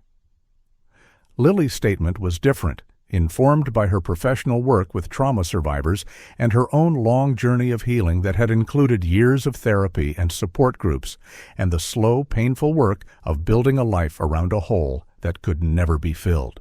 She told the parole board that she had forgiven Caleb, not because he deserved forgiveness, but because carrying anger for 30 years would have poisoned her own life and limited her capacity to help others heal from violence. But she distinguished forgiveness from approval of his release, explaining that those were separate questions, that she could release her personal anger while still believing community safety required him to serve more time. She acknowledged that the report suggested he had made progress toward rehabilitation, that his institutional record showed consistent programming and no serious disciplinary infractions, that the young man in front of them seemed genuinely different from the 17-year-old who had murdered her father. But she argued that progress wasn't the same as sufficient progress. That transformation required time to prove it was genuine and lasting, and that she would support parole only after he had served several more years to demonstrate that his changes would endure beyond the structure and supervision of prison life. Caleb's own statement to the parole board reflected 3 decades of growth and reflection, delivered by a 47-year-old man whose face bore little resemblance to the teenager in his arrest photos. He spoke without notes, his voice steady but heavy with emotion, acknowledging that no amount of time or change could undo what he'd done or restore what he'd taken from the Mercer family. He described the person he'd been at 17, not as an excuse, but as context for understanding how far he'd come, the entitled and angry and emotionally stunted teenager who had convinced himself that his suffering justified inflicting suffering on others. He walked through his journey of accepting responsibility, the years it had taken to move past blame and self-justification to genuine understanding of his crime's impact, the education and therapy and introspection that had helped him develop empathy he'd lacked as an adolescent. He described his plans if paroled, the transitional housing he'd been accepted to, the job he'd been tentatively offered at a nonprofit helping at-risk youth, his commitment to dedicating whatever years he had left to trying to prevent other young people from making choices like the ones he'd made. The parole board's decision, delivered after 3 hours of deliberation, reflected the impossible complexity of determining when someone who committed murder as a teenager had been sufficiently punished and rehabilitated to deserve conditional freedom. They acknowledged Caleb's progress and the genuine transformation that seemed evident in his institutional record and his testimony. They recognized that he was not the same person who had killed Daniel Mercer. That 30 years of maturation and programming had created someone demonstrably different, but they also weighed the severity of his original crime, the premeditation involved, the victim's family's opposition to parole, and the need to ensure that release would not endanger public safety. Their decision was to deny parole at this hearing, but schedule another review in 5 years, a middle ground that recognized his progress while requiring additional time to demonstrate that his rehabilitation would endure. It meant Caleb would serve at least 35 years before having another opportunity for release, would be 52 years old before he could potentially experience life beyond prison walls. 3.5 decades accounting for choices made during one terrible night when he was 17.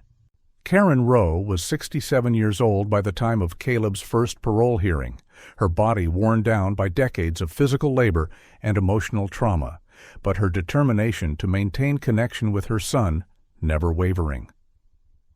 She had visited monthly for 30 years, a 3-hour drive each way that consumed entire days and significant portions of her limited income, but that she considered non-negotiable, the minimum she owed to the child she had brought into the world, even though that child had become a murderer. The relationship they had built across visiting room tables and through monitored phone calls and in carefully written letters was nothing like the relationship they'd had before the murder, stripped of illusions but also deeper and more honest, built on truth rather than denial. Karen had done her own therapy over the years, working through her guilt about the parenting she'd provided and hadn't provided, her grief about the son she'd lost to his own choices, her complicated feelings about being the mother who had turned in her child for murder, and whether that made her a hero or a monster or some complicated combination of both. The final years of this long story unfolded with a kind of exhausted grace, all the principles having survived decades that had tested their capacity for endurance and forced them to rebuild identities around trauma that couldn't be undone. Margaret Mercer passed away at 86, 2 years after Caleb's first parole hearing, having outlived her son by 32 years and having devoted much of that time to victim advocacy work and ensuring that Daniel's life was remembered for more than how it ended. Lily continued her work with traumatized children, finding purpose in helping others heal from violence, even though her own healing would be lifelong and incomplete. She married and had children and created a life that honored her father's memory, while also being distinct from the tragedy that had defined her adolescence, proving that survival and even joy were possible alongside grief that never fully disappeared. Karen continued her visits even as her health declined, driving less frequently as arthritis and other age-related conditions made the journey more difficult, but maintaining connection through letters and phone calls during the periods between visits. She had retired from the grocery store where she'd worked for 30 years, taking her small pension and Social Security and finding that without the crushing pressure of bills and work exhaustion, she could finally breathe in ways she hadn't been able to when Caleb was young. She occasionally spoke at forums about the criminal justice system, offering the unique perspective of a mother who had lost her son to both his crime and the consequences of that crime, advocating for better support systems for struggling families while also insisting that support couldn't excuse personal responsibility for choices made. Her relationship with Caleb remained complicated and would until one of them died, marked by love that had survived everything, but also by hurt that couldn't be fully healed, by the irreversible fact that she had been the one to turn him in, and he had been the one who made that necessary. Caleb himself, now in his early 50s and serving his 35th year of incarceration, had become a different person, not through any single moment of transformation, but through the accumulated weight of decades of reflection and growth and accepting responsibility for a crime committed in youth but accountable throughout adulthood. He worked with young inmates, trying to help them avoid the mistakes he'd made, talking honestly about how easy it had been to justify violence when he felt wronged and how impossible it was to unjustify it once the consequences became real. He continued his education, eventually earning a bachelor's degree through correspondence courses and beginning work on a master's in social work, credentials that might someday help him build a life outside if he was ever released. He had become, by all measures available within the prison system, a model inmate and a genuinely rehabilitated person, though he understood that rehabilitation didn't erase what he'd done or entitle him to freedom, only made freedom potentially safe if society chose to grant it. His second parole hearing, scheduled for 5 years after the first denial, approached with more realism than hope, Caleb understanding by now that the parole process was inherently unpredictable and that even perfect institutional behavior couldn't guarantee release from a life sentence. Lily appeared again, now in her late 40s, and surprised many observers by testifying that she believed the time had come to allow Caleb conditional release under strict supervision. She explained that 35 years was sufficient punishment, that the evidence of his transformation seemed genuine and sustained, that keeping him locked up past this point served no purpose except continued punishment for its own sake rather than for any legitimate penological goal. She emphasized she didn't forget what he'd done or completely forgive the 17-year-old who had murdered her father, but that she recognized the 52-year-old in front of the board was demonstrably different, and that her father would have supported rehabilitation over permanent warehousing of people who had genuinely changed. Her testimony was powerful precisely because it came from someone with every reason to oppose release, a victim willing to distinguish between holding someone accountable and holding them indefinitely. The parole board's decision this time, I informed by 35 years of institutional records and multiple evaluations suggesting genuine rehabilitation and low risk of reoffending, was to grant parole with extensive conditions. Caleb would be released to a halfway house where he would live under strict supervision for at least 2 years, subject to electronic monitoring and random drug testing and mandatory participation in community supervision programs. He would be prohibited from returning to Maple Grove or having any contact with the Mercer family. He would be required to maintain employment and participate in ongoing therapy and meet regularly with his parole officer, any violation of these conditions resulting in immediate return to prison to serve the remainder of his life sentence. It was freedom, but freedom with an asterisk, conditional and supervised and revocable, unaccompanied by the understanding that he would be on parole for the rest of his life and that one serious mistake would send him back to prison to die there. The day Caleb walked out of prison at 52 years old, having entered at 17, was both anticlimactic and overwhelming. The transition from 35 years of institutional structure to even the limited freedom of a halfway house, more jarring than he'd anticipated. The world had changed enormously during his incarceration, technology advancing in ways that made simple tasks, like using a smartphone or navigating the internet, bewildering to someone whose last experience of freedom had been in the era before social media and apps and the digital interconnectedness that now defined modern life.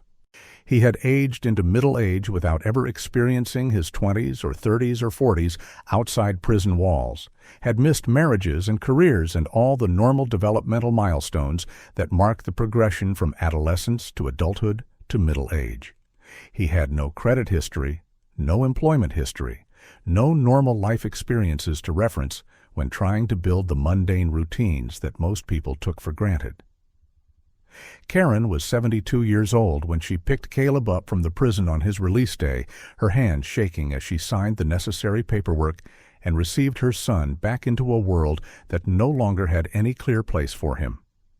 They drove in silence for the first hour, both of them overwhelmed by the reality of being in a car together as free people for the first time in 3.5 decades, even if Caleb's freedom was strictly limited and supervised. Eventually, Karen started talking, filling the silence with updates about family members Caleb barely remembered and neighborhood changes in a place he was prohibited from visiting, her nervous chatter a way of managing emotions too big to address directly. Caleb mostly stared out the window, watching landscapes and buildings scroll past, marveling at how much had changed and how much looked exactly the same, the fundamental geography unchanged, even though the details of civilization had evolved. The work Caleb found at a nonprofit serving at-risk youth gave his life structure and purpose, his unique perspective as someone who had destroyed his own life through violence, making him credible in ways that professional counselors who had never made his mistakes couldn't replicate. He talked to angry teenagers about consequences, about how 35 years sounded abstract until you'd actually lived them day by day, about how the temporary satisfaction of violence or theft or revenge felt in the moment could never be worth the permanent loss of freedom and opportunity that followed conviction. Some kids listened and some didn't, the same range of receptiveness he'd shown when adults had tried to warn him at 17. But occasionally he saw something shift in a teenager's eyes that suggested his message had penetrated defenses in ways traditional interventions couldn't. Those moments gave him something approaching hope that his remaining years might serve some purpose beyond merely existing under supervision until he died. The relationship between Caleb and the Mercer family would never be restored because there was nothing to restore, only absence where Daniel had been and accountability that could never fully balance the scales. Lily attended a restorative justice session with Caleb 5 years after his release, a mediated conversation where she could ask questions and he could answer honestly without the performance required by parole hearings or the limitations of formal legal proceedings. She asked him what he remembered about that night, why he'd brought a knife, whether he'd planned to kill her father, or if it had truly been impulsive. Caleb answered every question truthfully and completely, acknowledging the planning involved, even though his intention had been burglary rather than murder. Describing the split-second moment when fear and humiliation had overridden any thought except stopping Daniel from making him feel small. Lily told him that hearing those details was both painful and necessary, that not knowing had created a void her imagination had filled with scenarios that might have been worse than reality. She said she appreciated his honesty and his apparent transformation, but that she would never not wish he'd made different choices, that no amount of rehabilitation would bring back her father or restore the childhood and family that had been taken from her. Caleb remains on parole, will remain on parole until he dies. On his freedom always conditional, and his past always present in background checks and mandatory reporting and the labels that follow convicted murderers regardless of how much time has passed or how completely they've changed. He has aged into a quiet middle age marked by routine and purpose rather than the freedom and opportunities that most 57-year-olds take for granted, his life fundamentally shaped by choices made at 17 that he will account for until he takes his last breath. Karen continues to age alongside her son's carefully supervised freedom, grateful for the visits that no longer require 3-hour drives to prison, but also carrying the permanent weight of being the mother who both raised a murderer and turned him in. Your roles that define her in ways that have nothing to do with her decades of hard work or sacrifice or the impossible choice she made to prioritize justice over protection. The street where it all happened, Maple Grove Drive, has cycled through new residents who don't know the history of the houses they occupy, young families and retirees moving in and out in the normal rhythm of suburban neighborhoods. While the physical space holds memories, it doesn't advertise. Daniel's house has been sold 3 times since his murder, each family living there unaware of or choosing not to dwell on the violence that occurred in their living room decades earlier. The Row house eventually went into foreclosure and was purchased by investors who renovated and flipped it, erasing the physical markers of the family whose tragedy had unfolded within its walls. The neighborhood itself remains quiet and generally safe, the murder becoming a historical footnote rather than a defining characteristic, proof that even places marked by tragedy eventually move on, even if the people involved cannot. The lesson of Caleb Rowe's story, if there is a lesson beyond the simple truth that choices have consequences and violence destroys everyone it touches, might be that justice is complicated and imperfect and necessarily unsatisfying to everyone involved. Daniel Mercer deserved to live and didn't get to. 35 years of Caleb's freedom forfeited doesn't restore Daniel's life or give Lily her father back or undo Margaret's grief. Caleb was 17 and deserved consequences, but also chances for rehabilitation. And the system struggled to balance those competing interests in ways that felt adequate to all parties. Karen made an impossible choice that was both heroic and devastating, that both enabled justice and destroyed her relationship with her son in ways that were never fully repaired. The system worked, charges were filed, and evidence was gathered, and a jury convicted, and a judge sentenced, but working correctly doesn't mean achieving outcomes that feel emotionally satisfying or morally complete. What remains true, what anchors this story despite all its complications and moral ambiguities, is that a good man died unnecessarily because a teenager chose violence over walking away, and that no amount of time or punishment or rehabilitation can change that fundamental fact. Daniel Mercer's life had value that wasn't diminished by Caleb's youth or difficult circumstances or eventual transformation. His death created ripples that spread through his family and community and the life of his killer, concentric circles of harm that touched everyone connected, however tangentially, to that October night when rain fell and a confrontation turned deadly and a suburban street lost its innocence. The arrogance that led Caleb into Daniel's house that night, the belief that his needs justified taking what wasn't his and that his anger justified violence when caught, was punished exactly as the law prescribed, decades of freedom forfeited for minutes of lethal rage. In the end, justice was served not through any single moment, but through the accumulated weight of consequences that transformed everyone involved. Caleb's smirk disappeared in a prison cell, replaced over decades by genuine understanding of what he'd taken and genuine remorse for choices that couldn't be unmade. His mother's protective love transformed into the kind of accountability that love sometimes requires, painful but ultimately more honest than the enabling that had preceded it. The Mercer family's grief found not closure, but accommodation, space made in lives forever changed for both memory and continued living, for honoring Daniel while also building futures he would have wanted them to have. And the community learned that safety is always partial and temporary, that violence can emerge from unexpected places, but also that systems designed to respond to violence can work when ordinary people like Karen Rowe choose to participate in them even at extraordinary personal cost. The gavel fell. The sentence was served and continues to be served. Justice spoke, not in a single voice, but in the chorus of consequences and accountability and recognition that some harms can be addressed but never repaired. And in that speaking, louder even than the bonds of blood between mother and son, louder than excuses and circumstances and all the factors that explain but don't excuse, came the clear message that lives matter and choices count, and that youth, while deserving of compassion, cannot be allowed to become a shield against consequences for actions that steal from others the futures they deserved to live.